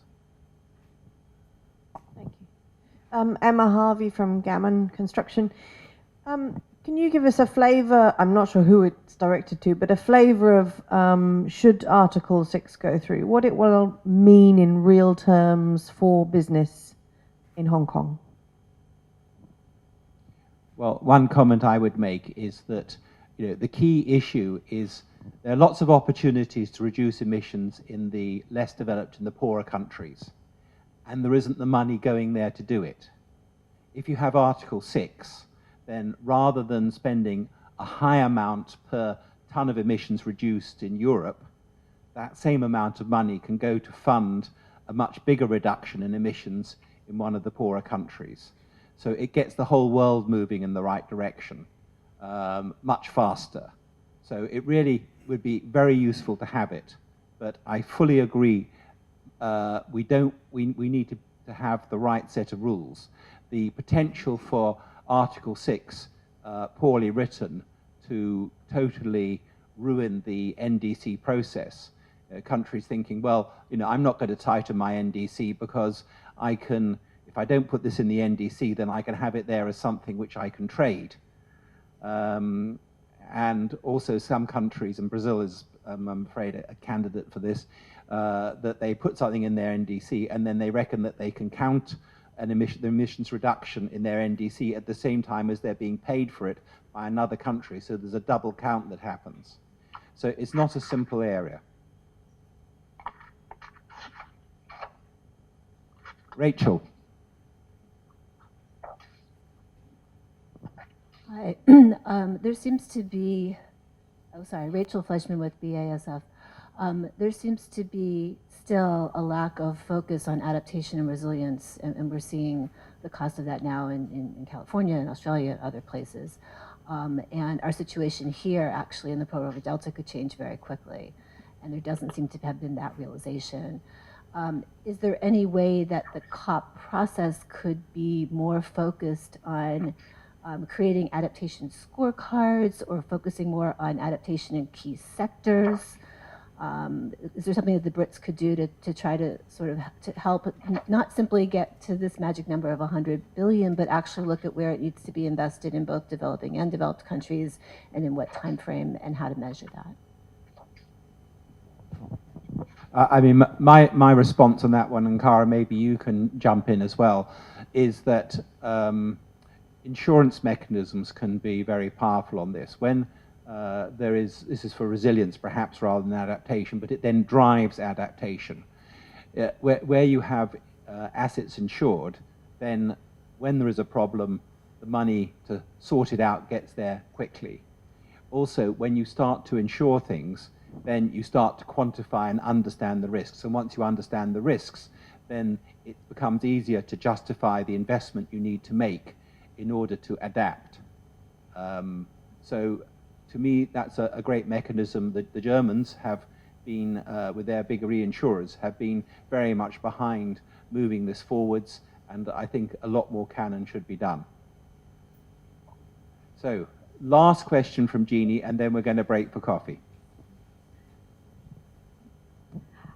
Jeannie from CLP Research Institute. I wanted to ask Fong whether you see the opportunity or likelihood of China ratcheting its NDC at the next COP.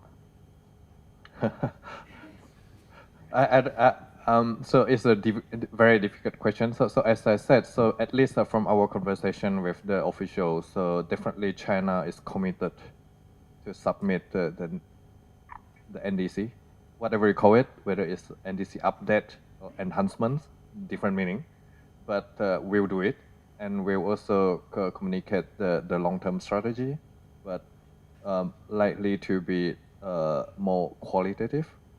So the level of ambition just is very tricky. So politically, we need to do a lot of work. We means all of us. So need to work with, like I said, COP15 is a good opportunity. EU-China summit is a good opportunity. So I think what all of us need to do is a bit more on the new climate economy type of work. So I think what we have been doing is not enough. Even the new climate economy type of work is still not enough because we're too macro. So we need to get a bit more into the weed. What is the impact of doing X, Y, and Z to the government, to the economy? So that is what I think not quite clear yet. So it's quite easy for us to say, okay, you take action on climate, then you will have so and so $1 trillion in so number of years and number of jobs. But how to translate all this into something more concrete is quite challenging.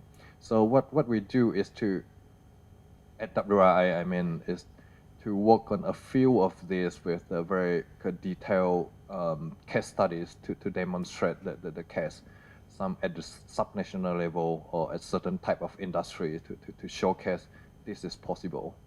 So no direct answer to your question. So I don't think anybody could answer. So it's just what we could do to help the government to build the confidence And back to adaptation one, I think should pay a bit attention to what I mentioned just now, Global Commission on Adaptation. That was created about a year or year and a half ago. So a few months ago, we came up with a report. So from this year onwards, for few years, this year actually is a year of action. So we identify a few action tracks like finance, cities, and infrastructure, and so on. So basic thinking is exactly what you said, is that the attention on adaptation is not enough. So what we did together with many partners is to bring together a lot of government ministers, including China's Minister of Environment, onto this platform to pledge for more action. So it may look out to this platform for more information on how to drive action on adaptation. You want to add anything? Thank you. So I would like to thank Lawrence for his speaking, two panelists here, and Cara in particular. It's Cara's evening, so she won't be joining us at the end for the final Q&A. But Cara, would you have some final words of wisdom for us? Sorry, we can't hear her at the moment. Sorry about that. Thank you for welcoming me here tonight. I guess I'll just end by echoing something that a fellow panelist said, which is that really looking back on the COP from my perspective, one of the hearts of the COP was the youth activists. And so there are two things I'm looking forward to in 2020. One is, as we've talked about, the US presidential election. Let's all cross our fingers. And the other is seeing what additional momentum the youth activists bring to this question, because they really have changed the dynamic in climate policy in interesting ways. And so I want to thank them, and I look forward to more from them on that. Great. One other thank, by the way, is to Carbon Care InnoLab, who are not here today, but they were the people who got those 3 students to the COP this time. So they do a great job. Thank you.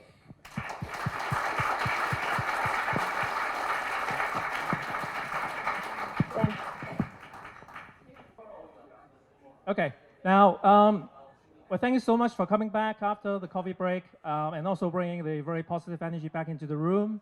My name is Simon Ng from the Business Environment Council, and I'm the moderator of this session. So just to make sure that you're in the right room, which I suppose you are, this is the session on business action on to decarbonize Hong Kong. I need to slow down a little bit. I'm getting too excited because we have almost 120 people in the room, and you are staying put, so that's great. Now, in the earlier session, we heard from key players from different locations telling us what should be done from the policy makers' perspective, country's perspective, and of course, this section we try to focus on business action. I want to mention the word action because this is really important. We've spoken enough, we've talked enough, we've dreamed enough. I think it's about time to make real change and impact. So this session, we have 3 speakers. They're all very distinguished speakers, and I'm so glad they are here to help and contribute to this discussion. First of all, I'd like to invite Mr. Joseph Law, Senior Director, Planning and Development of CLP Power. Now, some of you probably have recently received an email from CLP, or you've read from news that they have, revised their climate action plan, and with some new decarbonization targets and action. So I suppose Joseph is going to share with us what CLP Power is going to do. So may I welcome Joe to the stage. So the stage is yours.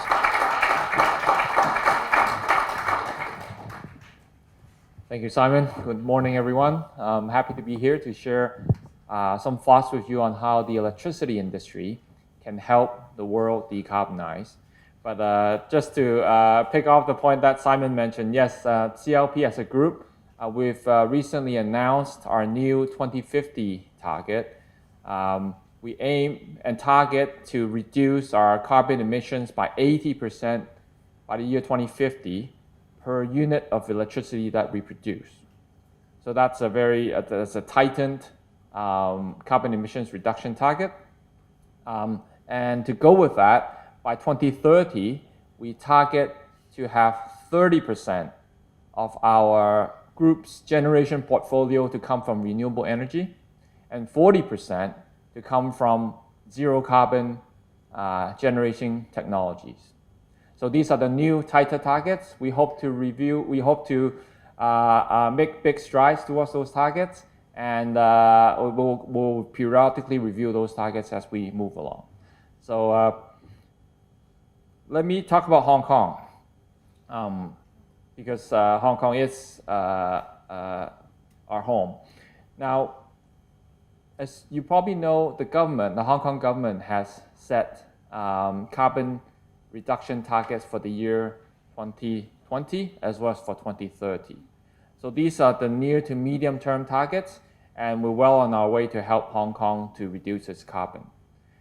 But last year, in the middle of last year, the Hong Kong government actually launched a public engagement exercise to see how Hong Kong could move towards achieving even a better carbon performance by the year 2050. And that public engagement exercise has been completed, and the Council of Sustainable Development is now processing the public opinions and working with the government on the way of how Hong Kong should move forward. And as you can see from the pie chart, electricity generation is a big part of Hong Kong's electricity, Hong Kong's carbon emissions. I'm glad to say that this year, 2050, you see that pie shrink substantially. In the year 2050, the Hong Kong electricity sector will move towards more of a natural gas-based fuel mix. For CLP, we anticipate our carbon for per unit of electricity generated for 2050 compared to 2019 will reduce by 20%, just in that single year. So I'll explain in a moment what we're doing to achieve that. Now, going back to the government's 2050 public engagement exercise, they have outlined 3 possible scenarios. One is a 60% absolute carbon reduction, one is 80%, and the third one is net zero. As you can see, they correlate to different temperature rises expected. Now, but one thing I'd like to note on this slide is that in all these scenarios, you see that it is very important that Hong Kong obtains at least 80% of its electricity from zero carbon sources. Okay, and now we're about 25% zero carbon right now. So there's some big infrastructure changes that needs to happen between now and 2050. The other difference, and you see, well, there are the zero carbon energy portion, the actions that needs to be done. How Hong Kong can get to a tighter emissions performance is essentially by mandating a lot of the non-electricity sectors to go zero carbon as well. For example, we'll probably need to mandate zero emissions vehicles. We'll need to mandate a lot of building energy efficiency measures. So these are, and they'll need to be quite a significant technological breakthrough as well. So before talking about 2050, let me just give you an idea of, well, Joe, you just mentioned Hong Kong government has set a 2030 target. How is Hong Kong moving towards that 2030 target? And there are 3 things that the power sector are doing to make that happen. Number 1 is we'll phase down the use of coal. Okay. Number 2 is that we will increase the gas generation in place of coal. Okay, and you'll see in the next slide, gas emissions, carbon emissions is about half of coal's carbon emissions. And the third is that we'll do the best we can in trying to increase the supply of zero carbon non-fossil fuel. We've launched a feed-in tariff scheme to incentivize our customers to install renewable energy. We're pursuing waste to energy as well as renewable energy initiatives between now and the year 2030. Now, so assuming that we do reach the 65 to 70% carbon intensity reduction target in 2030, how can Hong Kong move towards an even cleaner fuel mix for the electricity sector? You see the 4 fuel types on the screen, coal, gas, nuclear, and renewable energy. You know their emissions, relative emissions performance, and I've listed the 2018 energy costs involved. Gas does cost more, so that's something that we need to grapple with in the next couple of years when we move our fuel mix from coal to gas. So as you see from the 3 pie charts, as we introduce more zero carbon and nuclear energy in the fuel mix, the overall carbon footprint of the electricity sector will decrease. So essentially, it's trying to find a way to use more zero carbon energy, okay? Now that's a little bit easier said than done. Hong Kong is a very unique city. If you stack up all of Hong Kong's buildings compared to all the other cities in the world, Hong Kong ranks number 1 in terms of high-rise buildings in the world. And it's about 3 times higher than the 2nd ranked city in the world. So Hong Kong is a very vertical city, it's very, very dense. So it's very critical and important for Hong Kong people in terms of its electricity supply reliability, okay? The chart on the bar chart here, it says Hong Kong has the highest proportion of electricity use compared to other cities and countries, which means Hong Kong is more dependent on electricity to power its community and the economy more than other people. So therefore, the electricity reliability is again very important. Now, given the importance of reliability of electricity in Hong Kong, then how can we structure zero carbon energy to be part of or to be more of our fuel mix in the future? You all know about the zero carbon energy sources, solar, wind, hydro, waste energy, and nuclear. But one thing you may not know is that if you look at the electricity system that we manage every second of the day, it works like a seesaw. The demand and the supply needs to match every second. The demand, some of it, which may be surprising to you, actually changes every second. Okay, so when business in the morning, businesses turn on their production lines, people go to work, the demand actually goes up, and then at night, demand comes down. And every second of the day, that demand changes. And because the electricity system in the world now is that you can't have an economic way of storing a large amount of it at a city level, what the power companies need to do is actually structure its supply to make sure it's controllable to meet the changing electricity demand every second of the day. So on the left, you see if you have a very abundant renewable energy day, a lot of wind, maybe in the daytime, there are a lot of solar, right? Then you see the renewable energy part kicking in, right? But there will be days that there are no wind. There will be days, well, there'll be nights, every night, that when people go home, they start cooking their dinner, the solar generation will not be there. So we will need other forms of energy and electricity supply to fill up that gap, and we need to be able to control it. We cannot control the sun, we cannot control the wind, but we need other forms of electricity generation to make up that difference. So we need to carefully structure it. So how do we do it? or how do we plan to do it, or how can Hong Kong do it?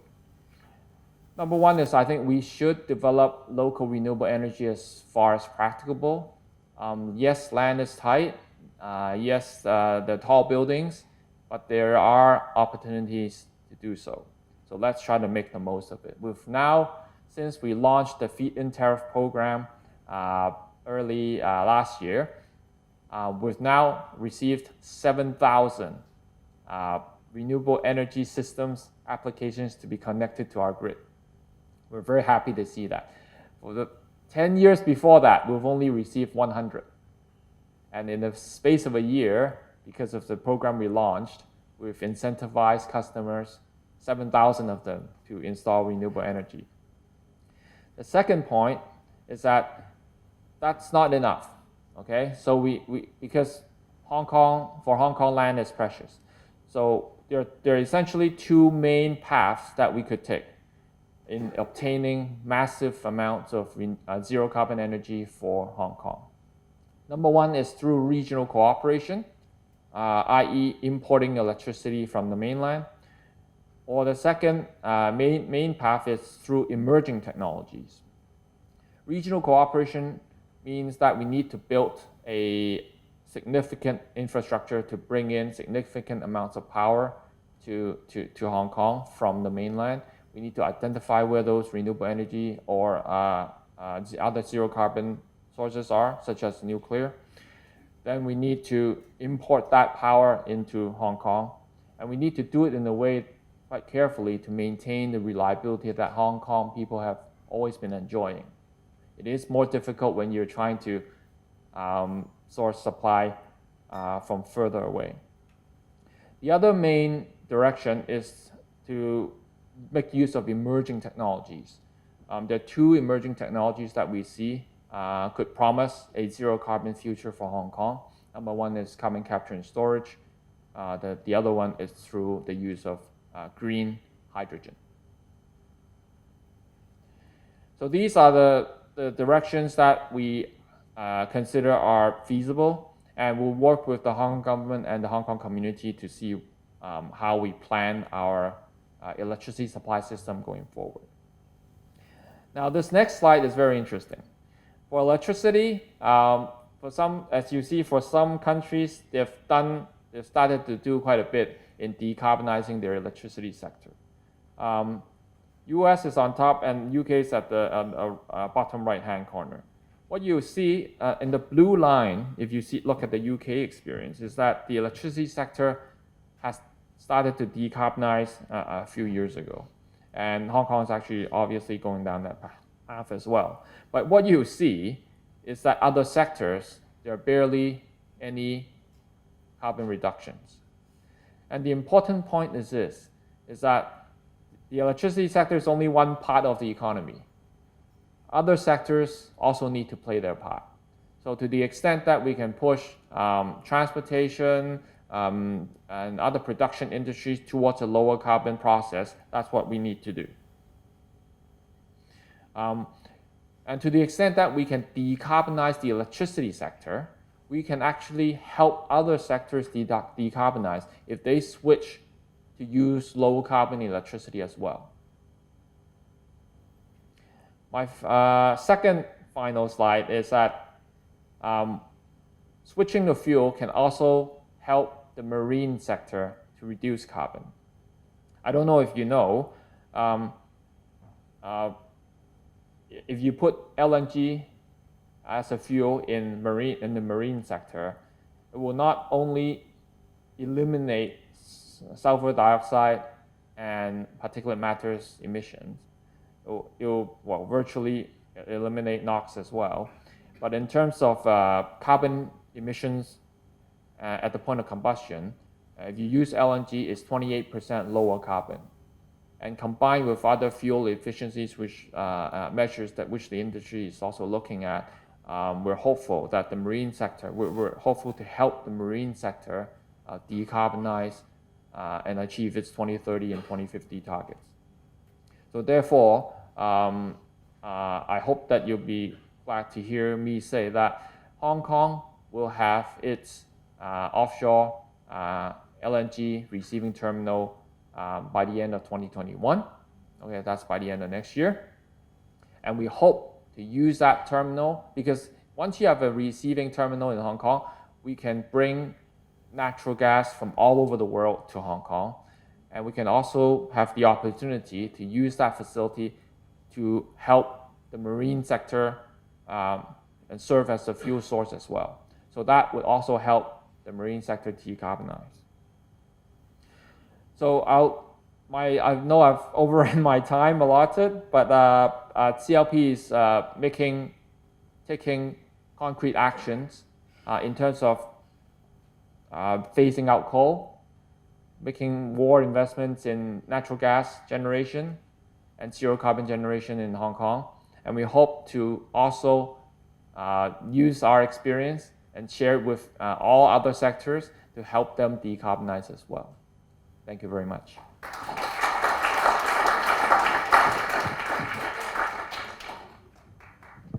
Thank you, Joe.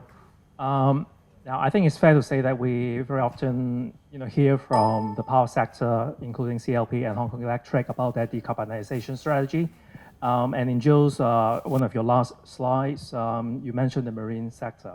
I think it's a very good, a slide for me to introduce our next speaker, which is Martin Cresswell, Technical Director of the Hong Kong Ship Owners Association. Now, shipping, especially international commercial shipping, I would say, is very important for Hong Kong for different ways. But of course, I think the shipping sector as a whole is also contributing a lot of carbon emission. And so that's why we are all, I think, in the room excited to hear from Martin about how they're going to decarbonize the shipping sector. So please welcome Martin.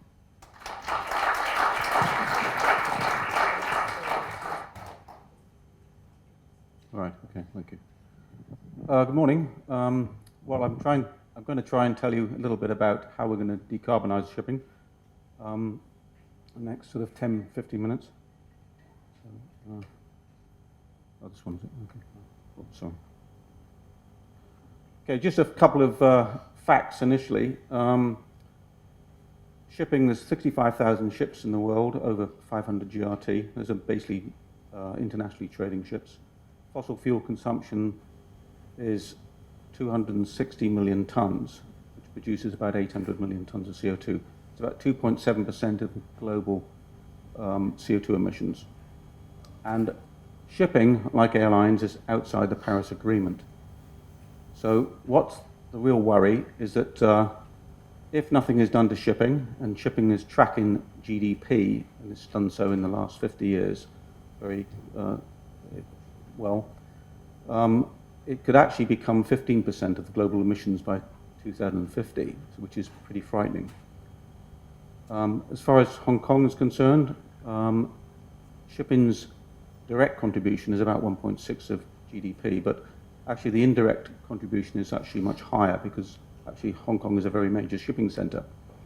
The shipping registry in Hong Kong is the 4th largest in the world. It's actually the 1st largest in the world if you look at, if you forget the flags of convenience, which is Panama, Liberia, and the Marshall Islands.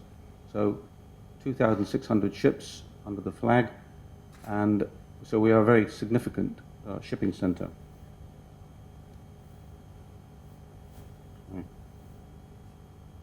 Right. Shipping, as you probably are aware, is the most efficient means of transport. Although we're only about 10% of the transport in the whole world, shipping actually transports 90% of the goods in the world. As you can see, we're twice as efficient as rail, 6 times more efficient than trucks, and airlines, well, of course, are off the scale. So shipping is no solution but shipping. So what's been done, and basically, although we're outside the Paris Agreement, the shipping community through the IMO, and there's 170 countries in the IMO, which have got maritime interests, they agreed in 2018 that they would have some ambitions for shipping. And there's 4 basic ambitions. One is a 40% reduction in transport work by 2030, a 70% reduction in transport work by 2050, and a 50% reduction in total greenhouse gases by 2050, while pursuing 100% by 2100. So they're very significant. And those targets are down at the bottom, as you can see how they are. So how are you going to achieve this? Well, the IMO has thought about this with all the countries involved, and they've decided to come up with short-term, medium-term, and long-term targets. At the moment, we're in the short-term target. Now, it seems quite a long time, 2018 to 2023, to actually try and agree all these issues just for the short term. And the short term is about improving ships' efficiency. It's not about reducing or rather having zero emission fuels. It's about efficiency. Ships actually have not been particularly efficient until recently, but they can achieve efficiency by being better designed, having better designed hulls, and also having an operational index, which basically pushes ship owners to operate their ships more efficiently.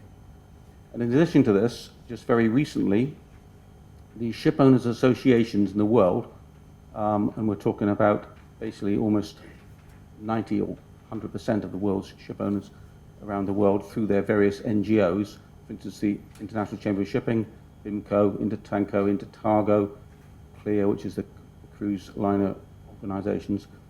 They've put forward to the IMO a very significant proposal called the IMRD, the International Maritime Research Board, to create a fund, an R&D fund, to actually fund R&D for shipping. They're basically proposing to extract $2 per ton of bunker fuel. Doesn't sound very much, but over 10 years it will produce $5 billion. So that's one of the things they're doing. Medium term starts in 2020. Well, basically the idea is that by 2023 all these new efficiency proposals will be introduced, and 2023 to 30, the main things there are to start using this IMRD funds and develop this R&D program. Also, there'll be a fourth greenhouse gas study produced. The last greenhouse gas study which was produced was 2014. So that will show where we are at the moment with shipping. Longer term, what we need to do is create zero emission ships, and we need to do this by about 2035 if we're going to meet the targets for 2050. That's because ships last a long time, between 25 and 30 years. So any ship built today or in the next 10 years, which is not going to be zero emission, is not going to help us achieve this target. So we need to actually really look at producing zero emission fuels for ships in the next 15 years, which is a very hard task. So just quickly, the EEDI index, the Energy Efficiency Design Index for ships, started reducing in 2015, and they brought it forward to 2022, so there will be a 30% reduction in greenhouse gases on ships, which will be mainly container ships, gas carriers, general cargo ships, and LNG carriers, and cruise ships from 2022. So any ship built after 2022 will be more than 30% below the 2015 level. Tankers and bulk carriers will come in 2025, and they're talking about now a phase 4, which is another 10% down. That will probably be phased in between 2027 and 2030. So there are quite significant savings just from efficiency. How they do this is improving the hull forms, improving basically waste heat recovery, and also utilization of some renewable energy. You've probably seen some sails on ships, but of course you can only use them actually if the wind is behind you. You can't use it if the wind is in front of you. There are also some ships where you can use some solar panels, like car carriers, etc. The other one of the quite exciting ones is air bubbling on the bottom of the ship. Sorry. Oops, sorry. Right, the operational indexes are about basically improving your ship's optimization, so optimizing voyages, optimizing speed, weather routing, and just-in-time and arrival and port, and of course keeping your hulls clean and your propellers clean. Ports, well, they need to have some assistance as well. I mean, one of the things they can do in ports is actually produce what they call cold ironing, or plug-in ships into the local electricity supply, but it's got to be sustainable electricity. The other issue is, well, bunkering for ships. That's what ports need to produce. So in future, they need to be thinking about how they're going to produce low-emission fuels for ships. This just shows you quickly what the difficulty is. The green is basically efficiency and technical measures, which we have just been talking about. The orange is operational measures, but the green is where we need to get to with reducing greenhouse gases by using low emission fuels. That's going to be much more difficult. That's, of course, to achieve our 50% reduction by 2050. The fuels that are available today, well, we've got fossil fuels and we've got LNG. Non-fossil fuels are going to be biodiesels, methylene, and hydrogen as well. Now, those are future fuels. We haven't got them yet. And just to give you some illustration of some of the problems as well, if we start using these fuels, as you can see, the fossil fuels of heavy fuel and MDO at the top, they're very energy dense and they're ideal. And ships have been using these fuels for the last 100 years. If we go into the low zero emission fuels or low emission fuels, what we find is that we have less energy density and we need to have larger tanks on the ships. Well, if you have larger tanks, then you reduce your cargo carrying capacity. So basically what we need to do is we need to have more bunkering facilities around the world. So ships need to bunker more frequently. So we need lots of ports where we can bunker these fuels if we're going to have efficient shipping. This is an illustration of where we need to get to. The small ship on the left-hand side there, those are small ships which are now being produced using batteries. There's some ships now using batteries in Northern Europe, particularly small ferries. That is quite feasible because they're on short runs. They can be charged up at night or charged up even at port calls if they have a port call of more than a few hours. But the whole point is you can only use batteries if you've got sustainable electricity. So that's one of the key issues. We can't use batteries on large ships because we need many tons of batteries. They'd be so huge we wouldn't be able to carry any cargo. So we need to have dense energy for deep sea shipping. And that basically is going to come from these fuels like hydrogen and methanol and ammonia, but we can only produce those fuels with a lot of energy. So we need sustainable energy to produce them. That's one of the challenges. So countries, if they haven't got sustainable energy, can't produce these fuels. So we need lots of countries with sustainable energy to produce these fuels, and we need them stored around the world as well. Ships are going to bunker them. Now there are some biofuels possibilities as well, but the problem with biofuels is they need a lot of land. So we don't expect biofuels are going to power ships in the future, but possibly some biofuels might be in the mixture. The problem is we don't know where we're going yet. We haven't got a plan, and that is where we need the R&D, basically. So some of the outlooks and conclusions. Well, certainly if we do nothing, shipping's CO2 output will be enormous. So we have reduced basically CO2 from ships by slow steaming, and that's been done we've reduced it by 30% just between 2015 from 2008. 2008 is chosen as the year when shipping was producing the most greenhouse gases in recent years. That was because the economies were booming and shipping was belting around the world at very high speeds using huge amounts of energy.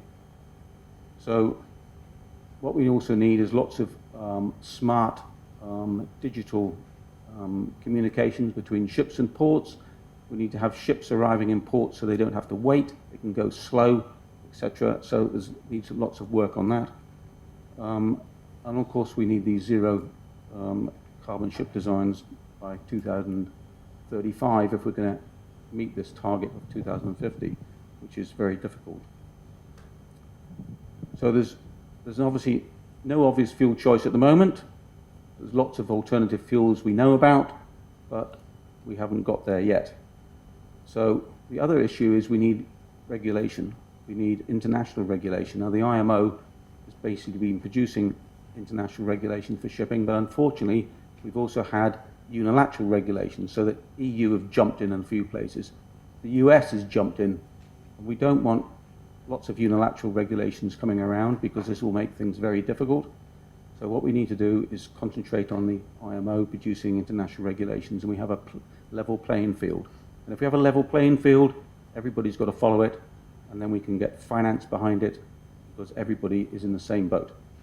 So it's a slow transition, but we need action. And the other issue is all these low emission, zero emission fuels are going to cost more probably. Shipping can't take that cost alone. They've got to pass it on to the customer.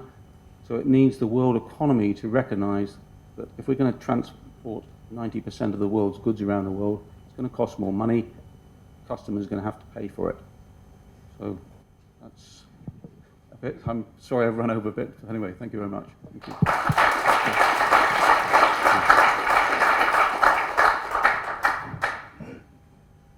Thank you, Martin. Now I'm going to introduce our last speaker of this session, Mr. Tim Chan, Senior Analyst of Manulife Investment Management. We put to Tim a question, how companies can look beyond the normal business horizon and reduce their exposure to the inevitable policy response. So please welcome Tim.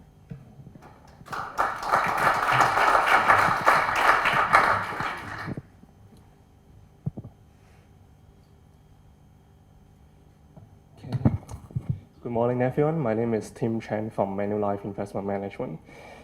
Just a little bit background of my company. I'm sure many of you have heard about Manulife, but Manulife Investment Management is the asset management arm of Manulife Financial Groups, which means our primary service is to manage money for institutional clients. And right now, globally, we are managing about $400 billion US. And this is a very big topic, obviously, inevitable policy response, and I think I'm going to give some idea from investment perspective on how investors are going to look at climate change. And if you haven't heard about the inevitable policy response, the central idea of that is that there is a study report coming out from the COP25 saying that the disruptive changes from climate change is not fully considered or priced in by today's market. That means if we are looking at using today's valuation, looking at today's stock market, that means there is a very strong likelihood that your stock price will fall because of climate change. And my daily job in Manulife is to look at how ESG factors would affect the investment outcomes. And I'm sure you heard about the Australian bushfire recently, and many of the news are about the environmental impact, but I think this is also going to have huge impact to the insurance sector of the Australian business as well. So this is just one example of how we look at the investment outcome from climate change. So in order to think about climate change from an investment perspective, we look at different key trends in sustainable development. So the first of all is when we talk about ESG reporting, many of you will consider the materiality of ESG issues. And there are many standards talking about how to define materiality. One very reputable standard is SASB from US. And we are also seeing some regulators in Hong Kong, SFC is talking about green finance. And HKMA is also considering to incorporate ESG factors into their equity portfolio. And this is becoming a huge trend in sustainable investment. But in order for investors to fully consider the extent of climate change investment, we use another framework called TCFD. The full name of this is the Task Force for Climate Change Related Financial Disclosure. So why, among so many standards, why we choose TCFD as a starting point? Because we think TCFD is the standard that seems to be getting the most support from regulators. If you look at the Hong Kong SFC, their consultation paper mentioned a lot about TCFD. And also when you look at the Hong Kong Stock Exchange ESG guidelines consultations, TCFD is quoted as one of the reference when companies need to respond to the climate change aspect of ESG reporting. So we think TCFD has a huge impact, not just to corporate, but also to investors, because when investors and companies use the same language, which is TCFD, to analyze climate-related risks and opportunities, that allow us to capture the risks and opportunities related to climate change more accurately. And our CIO also recognized this importance because we, Manulife, is a very, very long-term investor. In Hong Kong, we manage the MPF business. Maybe some of you also use Manulife as your MPF provider. So we have this long-term investment horizon in mind, and we also hope to consider any long-term risks that may impact the pensions or the retirement funds of Hong Kong people. So TCFD is a very useful framework for us to consider the potential impact.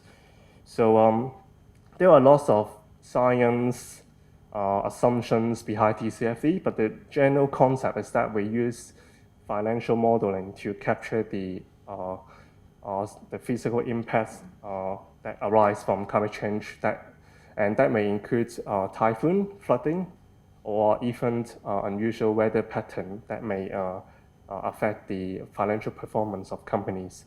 And we also hope to consider the policies and technologies, opportunity and risk that may arise from climate change, that may include a huge disruption in energy system, as CLP has mentioned, and also that may include the wider adoption of electric vehicles. That is also going to impact the automotive sectors and the supply chain. And also that may include the changes of land uses, for example, and that may also affect property developers. So this is a very this is an issue that's going to affect a wide range of sectors. So we use this financial modeling to help us to arrive in a figure which is called climate value at risk, climate VAR in the short form, in order for us to calculate how much our portfolio is going to be impacted. So this is just some of the preliminary results from our analysis. In the left-hand side, there is a Canadian equity portfolio, which means this is a true stock portfolio from our Canadian team. And the right-hand side, you see an Asian equity portfolio. So how to read this graph? You can see in the central, there's a thermometer saying from 3 degrees to 1.5 degrees. So that means the expected changes in global temperature. And if you see from if you look at the graph from the up to the lower, which means from 3 degrees to 1.5 degrees, you will see the VAR is going to be more negative from the transition risk, which means if the global temperature is going to rise less than what we expected, then that means the government will have more forceful policies, and that means there will be going to be more disruptive changes to different industries, and different industries will have to put in more maybe R&D costs or maybe more expenditures in order to cope with the carbon targets set up by different governments. So when the global temperature rise less than what we expected, there will be more and more technical opportunity as well. So as you can see from the tech opportunity part, there is the positive side of the climate change. And when we move from 3 degree to 1.5 degree, the Asian category portfolio is actually getting from 5% upside to 40% upside. So this is a good deal for us. And you can see the Canadian equity portfolio and the Asian equity portfolio is actually a little bit different in terms of the risks and opportunities. And that means if we just invest in one region, that will be a huge risk to the investors and also to our customers. And that gives us a very good opportunity for us to diversify our portfolio in order to limit the climate change risk to the investment. So given the time, I'm not going to talk about all the details, but this is just a sample sector weighting to our 2 different portfolios. And what we have learned from this scenario analysis is that we think climate change is going to be more and more important in the investment. And in the past, many people talk about climate change, but they are not able to capture the actual impact to the investment. But right now, with the right tools and right analysis, such as the inevitable policy response published by the UNPRI and other research bodies, we are able to more accurately predict the impact to different sectors. And this is not so all pessimistic. And from the previous graph, you can see there are some sectors that are able to capture the upside from climate change. So if you are a careful investor, then you may know which sector you should invest in the next decades of years. So in Manulife, we also hope to have more conversation with companies in climate change. So in the past year, we have done more than 20 conversations with different companies regarding their GHG emissions. So in the last year, we will also hope to use climate change as a central theme for our engagement with companies. And this is just a starting point for all of us as an investor, as corporates. Climate change is going to be a huge business risk, but also it presents a huge opportunities. So that's it from us. And these are just some of the disclaimer as an investor, as usual. So thank you. Thank you, Tim. Please stay on the stage, and may I invite Joe and Martin to join me on the stage for the panel discussion.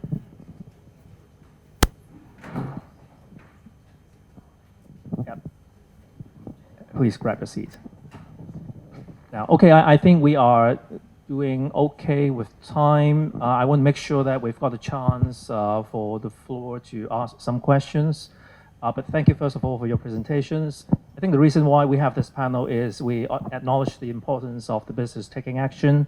The failure or the disappointment with COP25 obviously is putting more pressure on the business sector to accelerate their climate action. So now, if I may, follow up on your presentation, Tim. Now you talk about TCFD. You mentioned your ongoing discussions with your clients. I saw on one of your slides you mentioned board composition, something related to the board. Now I want to go very directly and straight to the point. Can you share with us your thoughts on climate competent boards? I think that's something that we've been discussing a lot very recently. Yeah, thank you for your question, Simon. So I think climate change is going to be a huge business risk, and I think this is for the board of directors to consider climate change risk as the same way as other business risks. So when we are talking climate risk, I think in the last few days, the World Economic Forum issued a report saying that climate change is a top business risk in the corporate world. And in the last week, the World Economic Forum, our business leaders is going to have very in-depth discussion on how climate change is going to impact different sectors. So for you, I saw so many representatives from listed companies here, and I think in the past, the board of directors, when they look at ESG, they look at this from a compliance angle, which means they want to publish a ESG report that is fully in compliance with the ESG guidelines. But from investor point of view, we think we want the board of directors to be more involved in thinking about long term and also thinking about the business plan in the next decades of years. And that means to consider climate change in your business plan. And this is, I think this is also in line with the interests of investors.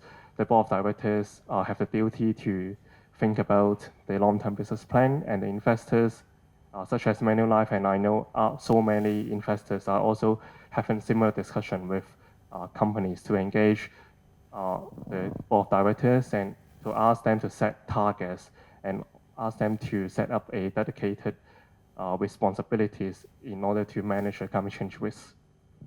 Okay, thank you, Tim.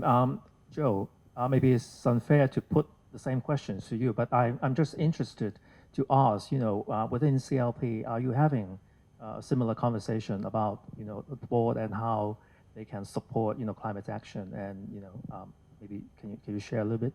Well, definitely.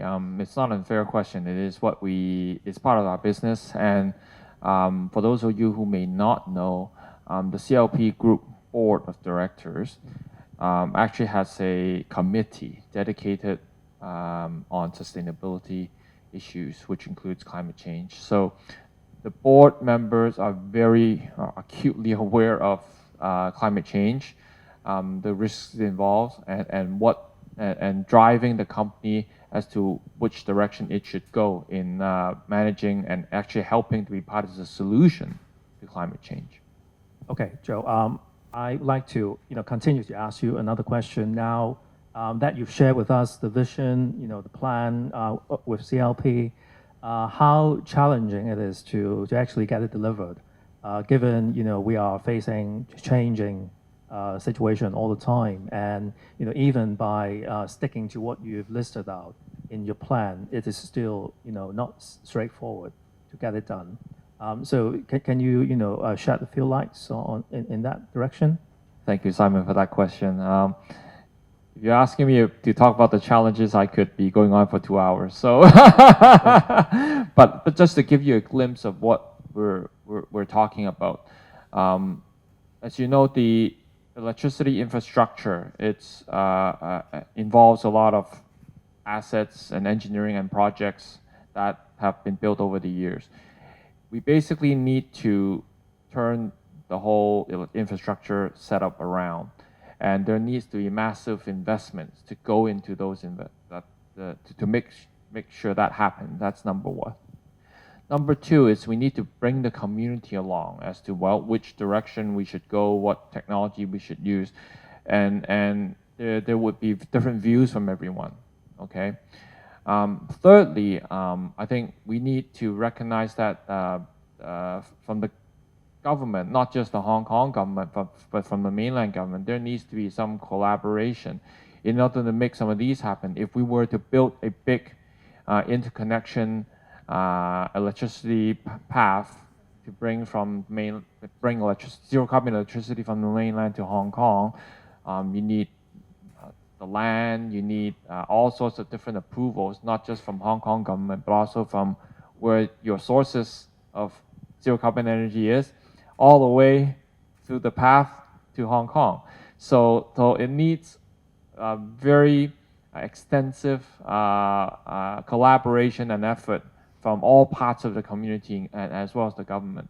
So just to give you a glimpse of what the challenges are that's facing us. Okay, thank you, Joe. Now, talking about collaboration, Martin, at IMO, we're talking about almost 200 countries, representatives from countries.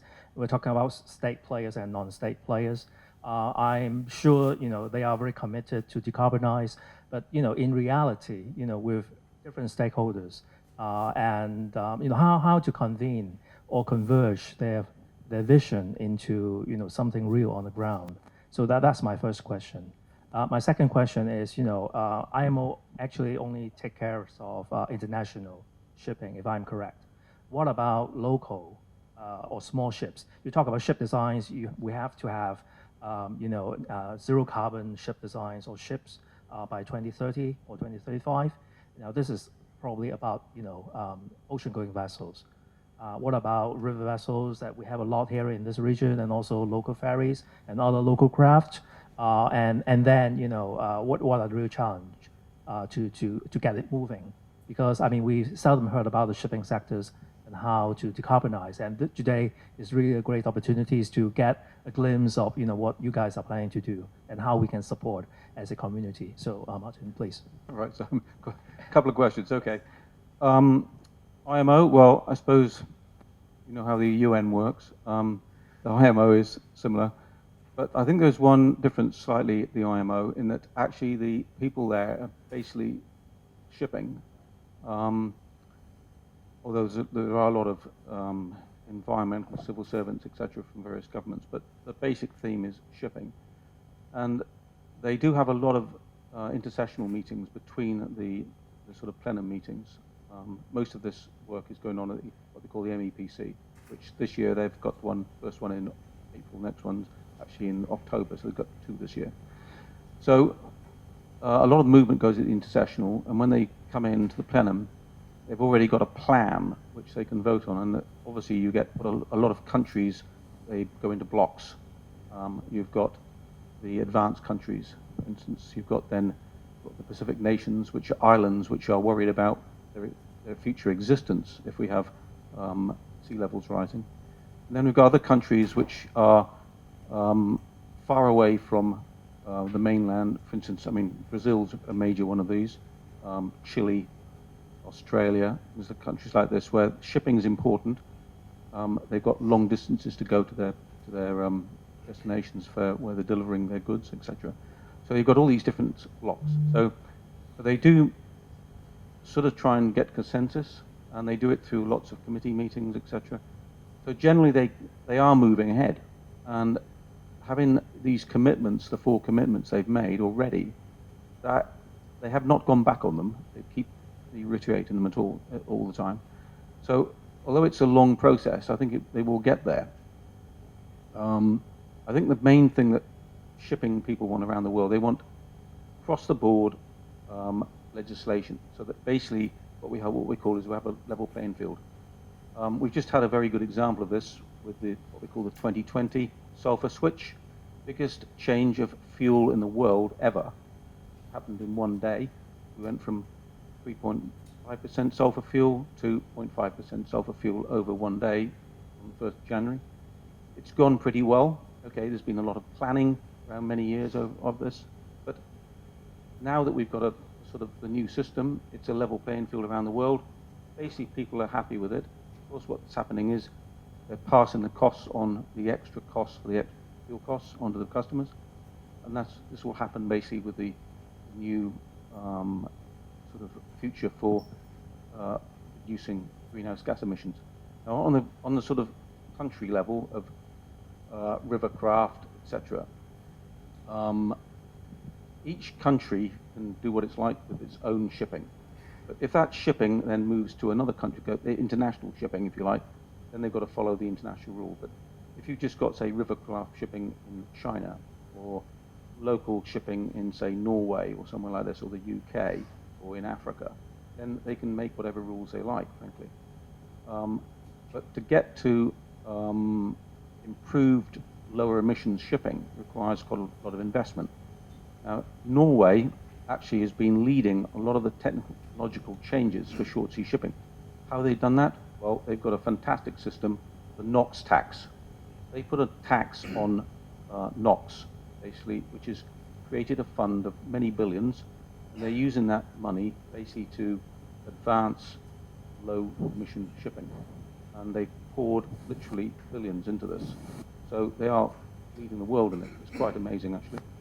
But other countries need to do something similar. In Hong Kong, for instance, we've got lots of ferries here. We've got probably the largest concentration of ferries in the world actually is in between Hong Kong, Macau, and the sort of Greater Bay Area. This actually is about 13%, I believe, of sort of greenhouse gases and also the NOx, SOx emissions in Hong Kong and the area. So what we definitely need to get those emissions down. Now, what that requires is government, frankly, investment into this. We need help because they don't make a lot of money, these ferry companies, so they need to change the sort of model, like. So it's no different, basically, if the government is going to give tax incentives for people to buy electric cars, they should certainly be given tax incentives to lower the greenhouse gas emissions of shipping, local shipping. Yeah, I heard a lot of complaints from the shipping sector about exactly that because, you know, for road-based transport, they are getting all the support, but for the maritime sector, they've got nothing at all. Okay, thank you. Thank you, Martin. Now, in the interest of time, I would like to invite questions from the floor. May I have a show of hands? Okay, wow. I will take it in two batches. In the middle, Ding, Waldron, and HM. Yes, hello, I'm Rita from European Chamber, and I have a question to Tim. Based on your climate risk assessment, would you invest in the shipping industry? You asked my question. That's a very good question. So actually, I just during the coffee break, I had a chat with the speaker on IMO 2020 as well. So this is a huge issue to the shipping industry. And I think if we look at the industry, there are certain winners and losers within the industry. So the winners are the companies that are more ready to to respond to the regulatory changes. And these are the companies which will have less R&D expenses. So if you look at the companies' annual reports or their company strategy, there are certain companies which are already using fuels with lower sulfur content. So these are the potential winners. And if we look at this from the wider perspective, it's not just a shipping industry, but also the supply chain as well. So there were certain companies which are able to capture the opportunity by providing low sulfur fuels to the industry. And so I cannot tell you which company we have invested, but there are certain winners and losers. And I think companies that have considered the long-term visions on the IMO 2020 will be the winners. Martin, do you want to respond to that? Or? Well, I mean, there's some quite major shipping companies who've already gone down the road of trying to improve emissions for shipping. And I think the largest one is CMA CGM. They are building, I think it's 12 ships now, 22,000 deadweight TEU ships, which are going to be powered by LNG, only by LNG. So this is quite a major sort of decision that they've made to do this. Okay. Okay. Can I have Ding and then HM at one after another, and then we'll invite a response from the panel. Ding, please. Thanks, Simon. This is Ding from Condor. We're a corporate sustainability and engineering consultancy. I just have two very quick questions for Joseph and one for Tim. We mentioned about the cost of renewable energy and other fuel type. And in the PowerPoint, you did mention about local renewable energy is around 3 to 5 Hong Kong dollar because of the feed-in tariff. I just wonder, what about large-scale wind or solar farm? Will that be cheaper than feed-in tariff, and what would be around roughly the cost? The second question is, you also mentioned about some more advanced and expensive technology like carbon capturing and hydrogen. I'm just curious, is CLP having any direction, vision, or plan on those areas? Yeah, if you can share a little bit about it. So also one very quick question for Tim. You did mention that you guys are managing funds that are rather long-term for Hong Kong people, including the MPF fund. And as a member of Manulife, I wonder, do we will we eventually have an ESG fund as an option in our MPF portfolio? Well, thank you. HM. I have a question for Martin. You mentioned earlier that there are a lot of uncertainties about the choice of fuels for the future generation of ships. You know, ships operation needs support from the port operators as well as the city planners. So I just wonder, I mean, because we only have about 20 to 30 years of time from now to 2050 to achieve the targets. So that means by now we have to think about the infrastructural support. But if we are going to switch between today's fuel, for example, fossil fuel, maybe some onshore power, maybe uncertainty about the use of LNG, as well as maybe the possibility of having ship using hydrogen power. But within the very short period of time, how can the port operators as well as the city planners cope with that uncertainty? Can you shed some light about how the shippers and the port operator and the city planners can work together to achieve the target, I mean, for 2050? Okay, thank you. So we have a number of good questions, but try to keep your answers short because I still want to invite other questions. Joe, why don't you start first? On the cost of renewable energy with larger scale, I think there are opportunities for costs to come down with larger scale renewable energy. But for Hong Kong particularly, I think there'll be, because land is quite a scarce resource, it's rather difficult to do large scale renewable energy projects in Hong Kong, but I think there should be still some opportunities.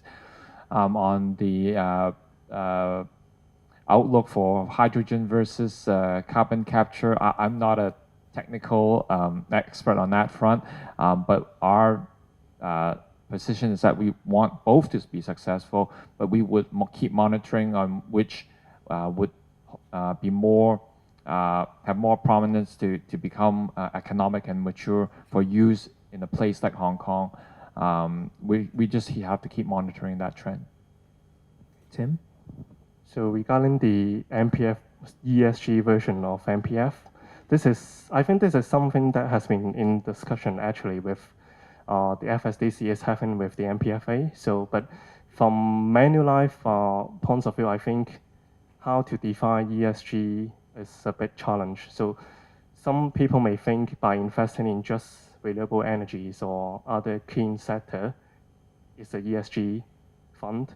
But I think from our perspective, we want to think of ESG factors as an investment factors. That means we may also invest in oil and gas sector, but we will work with our portfolio company to help them to improve and to help them to cut their carbon emissions, because we think by improving their ESG performance, their management quality will also be improved, and in the end, that will be reflected in the stock price as well. So how do we define ESG funds is a big question, but in Manulife, we use a ESG integrated approach. That means we don't automatically exclude companies just based on ESG factors, but rather we want to work with the companies together to improve their ESG performance. Yep. Okay, thank you, Tim. Martin? Yes, on the issue of the bunkering of ships. Shipping, unfortunately, is not a large enough sector to drive this on its own. So shipping basically has to follow industrial policy ashore because it's much larger. We've used, obviously, waste oil, if you like, from the processing of oil refining in ships for many years. Now we're switching into LNG, but LNG, shipping is not driving LNG. LNG is moving around the world because power stations are using LNG, people are using LNG for heating, etc. So that gives you opportunity for places to develop LNG facilities, which ships can use for bunkering. But moving ahead, yes, if we're going to use hydrogen, we'd have to have a hydrogen sort of bunkering capability around the world. We'd have to wait for countries to develop hydrogen for their industrial processes ashore.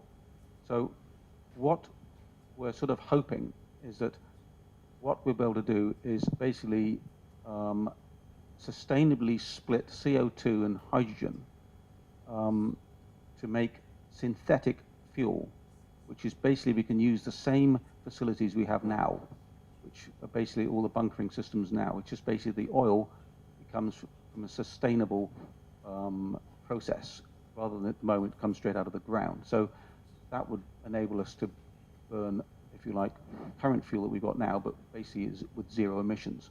But we're not there yet. I mean, there's been some work done in various universities and some research places about this. It seems to work, but at the moment it's very low efficiency. So whether we can get there in the next 15 years is rather debatable, frankly. But yes, it's a big question mark where we're going to go.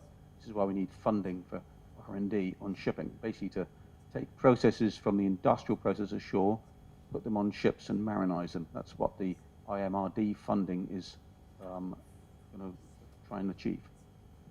Okay, thank you, Martin. I recall, Jackie, you raised up your hand, and also there's a gentleman in red. Am I correct? Now, I can allow maybe 2 more questions at most. Can I have a show of hands? No? Okay, then we will have our final 2 questions. Jackie, please. Thank you. This is Jackie from UST. My first question is for Martin. I joined the Global Maritime Forum in Singapore in October, and the ship owners there talking about the carbon taxation on themselves, a global carbon taxation. So I want to know how the ship owners in general in Hong Kong, how they respond to these proposals. And also the second question for Tim. I want to know, is it the climate risk quantification to investment is a common practice right now, or advanced approach in Manulife?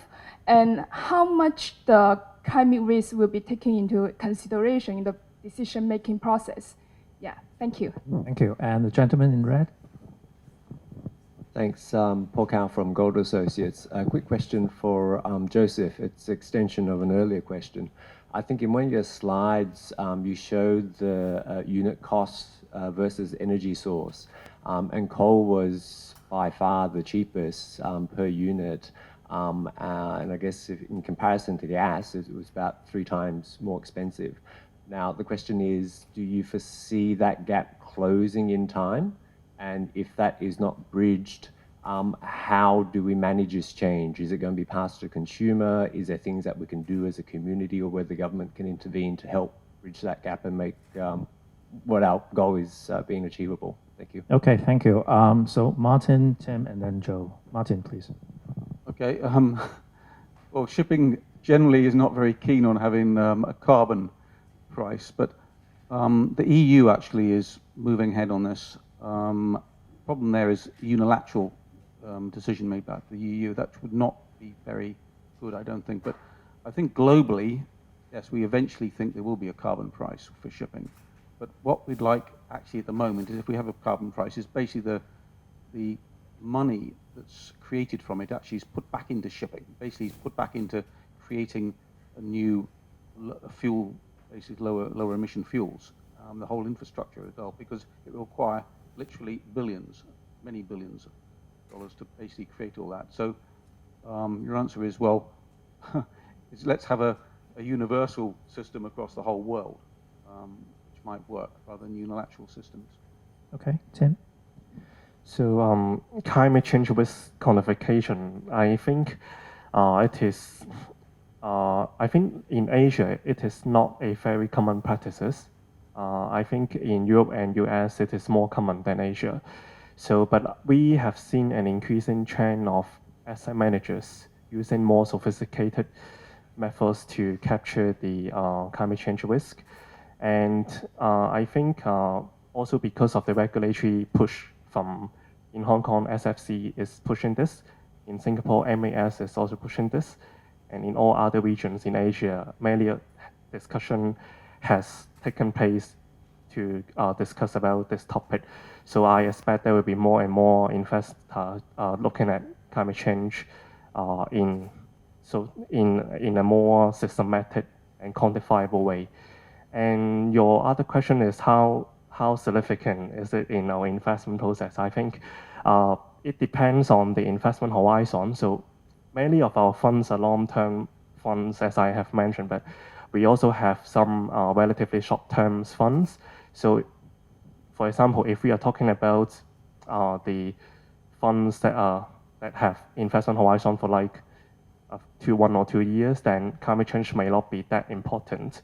But if we are talking about climate change and the funds that are going to be your retirement funds, then that will be very, very important. So that will be incorporated into our investment style of each portfolio manager, and they will take into the consideration of the climate change risk according to their investment styles and the investment objectives as well. Thank you, Tim. Joe. On the projection of commodity prices in the future, it's very difficult to project whether there will be a closing gap or not. For example, in the world of coal, I mean, you could argue that as the world are more cognizant of the carbon emissions of coal, the demand of it would drop, and then the coal prices could actually drop. But then there are many factors that could affect the price of coal, including supply and all else. So that's the first point. The second point as to are the consumers, the government going to pay for it? I think ultimately in any goods and services that any industry produces, in the long term, I think the consumer has to bear the long-term cost of production of that service or that product. But in the meantime, I think Hong Kong is a good example. In 2020, this year, CLP is actually increasing its share of natural gas from 27% last year to 50%, around 50% this year. One step. And you can tell the price of gas is 2.5 times more than coal. So our fuel bill that CLP pays to our suppliers will actually jump by 15% this year in 2020. Now, that's a reality that we have to face. Ultimately, I think the consumers would have to pay for it. CLP is playing its part. We're trying to ease that jump by spreading it over several years. We're lending money to our customers in order to make our tariff rise not as high as what we're paying to our suppliers. That's number one. Secondly, the government has actually put out money to all residential electricity consumers into their accounts this year. All of you will have $2,600 more in your electricity account in 2020 because the government is helping to shoulder part of that increase of the cost of transition. So I think, but ultimately in the long run, I think to answer your question, for any goods and services that's produced, the customer will have to pay for the cost of producing it. Okay, now with that positive note, I would like to close this panel. So please put your hands together for the three speakers. May I invite you to take your seat back? Okay, now as this forum is drawing to a close, and we are getting ourselves ready and looking forward to COP26 in Glasgow, Scotland, the UK, I think it's fitting for me to invite Mr. David Foster, Vice Consul for Economic Diplomacy of the British Consulate General in Hong Kong, to tell us a little bit about his preparation work, I think, in this year, leading to COP26. So please welcome David for the closing remark.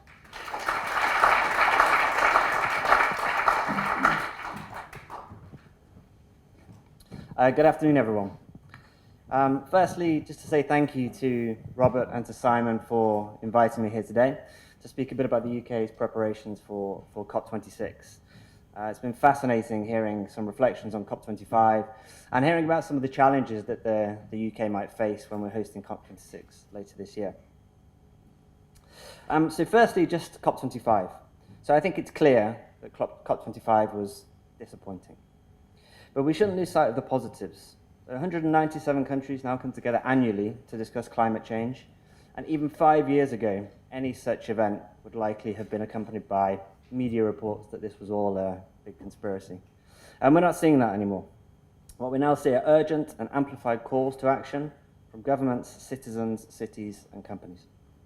However, we must now look to improve the outcome, and the UK government is fully seized of the responsibility that the international community has placed upon us, along with Italy, our co-hosts, in hosting COP26.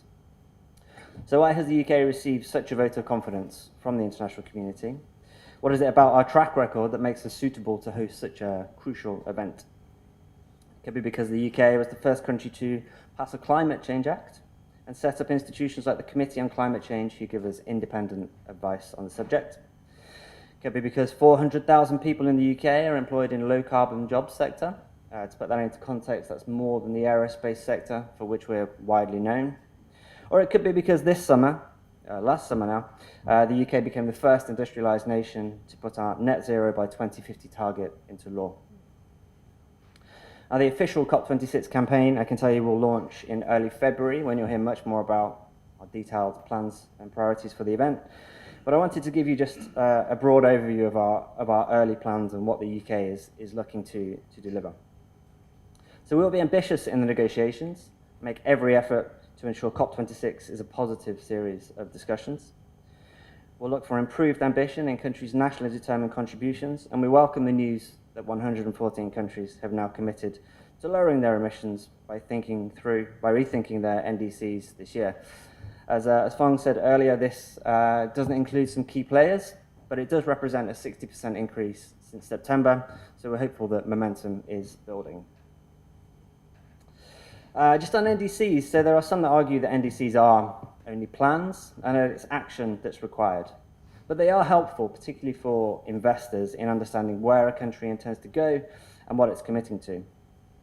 We're also going to use COP26 to provide a platform for the action that's happening right across the world to tackle climate change, because we want to celebrate the positive work that governments, cities, and companies are doing, because that all adds up to a CO2 reduction plan. We'll be focusing on natural solutions for climate recovery, and there's a huge amount of discourse at the moment around biodiversity and nature-based solutions, particularly in this region with the Biodiversity Conference taking place in Kunming in October. And it's time to amplify those discussions by creating some transparency mechanisms around those issues. We'll also be looking at adaptation and resilience, which was mentioned earlier, including the work of bodies such as the Coalition for Disaster Resilient Investment, of which the UK was a founding member. And underpinning all of this is finance. And some of you may have read Larry Fink's letter earlier this week. So he's the CEO of the world's largest investment firm, BlackRock. And he wrote to our investors to say that we can no longer treat climate change like a short-term blip, and that a fundamental shift is required in the way we think about climate and investment risk. And the UK has been thinking hard about this topic for the last couple of years. And the governor of the Bank of England, Mark Carney, led a global task force, which was referred to earlier, on disclosure of climate-related financial risk and how we provide information to shareholders. Mr. Carney will be working with Claire O'Neill, the COP26 president, and the rest of the team to amplify this work in Glasgow in November, and thinking through this not just in terms of risk, but also in terms of the increased returns one can receive from climate-affiliated investing. And we're starting to see a real increase in the amount of public and private institutions looking at these sustainable, lower carbon and climate-proof investments over the last couple of years. So I hope that gives you at least a broad flavour of the themes that the UK is looking to focus on during COP26. And we're very keen to continue the discussion both with Civic Exchange, Business Environment Council, its members, and all of you here, and keep you updated on our plans throughout the year. So 2020 presents a golden opportunity for countries to show their commitment to achieving net zero by 2050. And it's vital the world comes together if we're to stand a chance of limiting warming to 1.5 degrees C. Now, just finally, I'm told by people who have far more experience than I do in this area that very often a good COP follows a bad one. For every Copenhagen, you get a Paris. And while we don't just want to look at historical indicators, there's lots of work to be done. I can assure you that the UK will be working tirelessly with our international partners, including the government of Hong Kong here, and all of you in the room, to ensure that Glasgow in November is a real success. Thank you very much.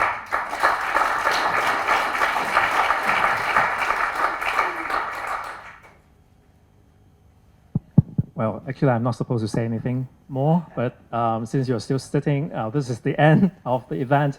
So thank you so much for coming. Hopefully, we'll see you again in our next event. Thank you very much. Thank you.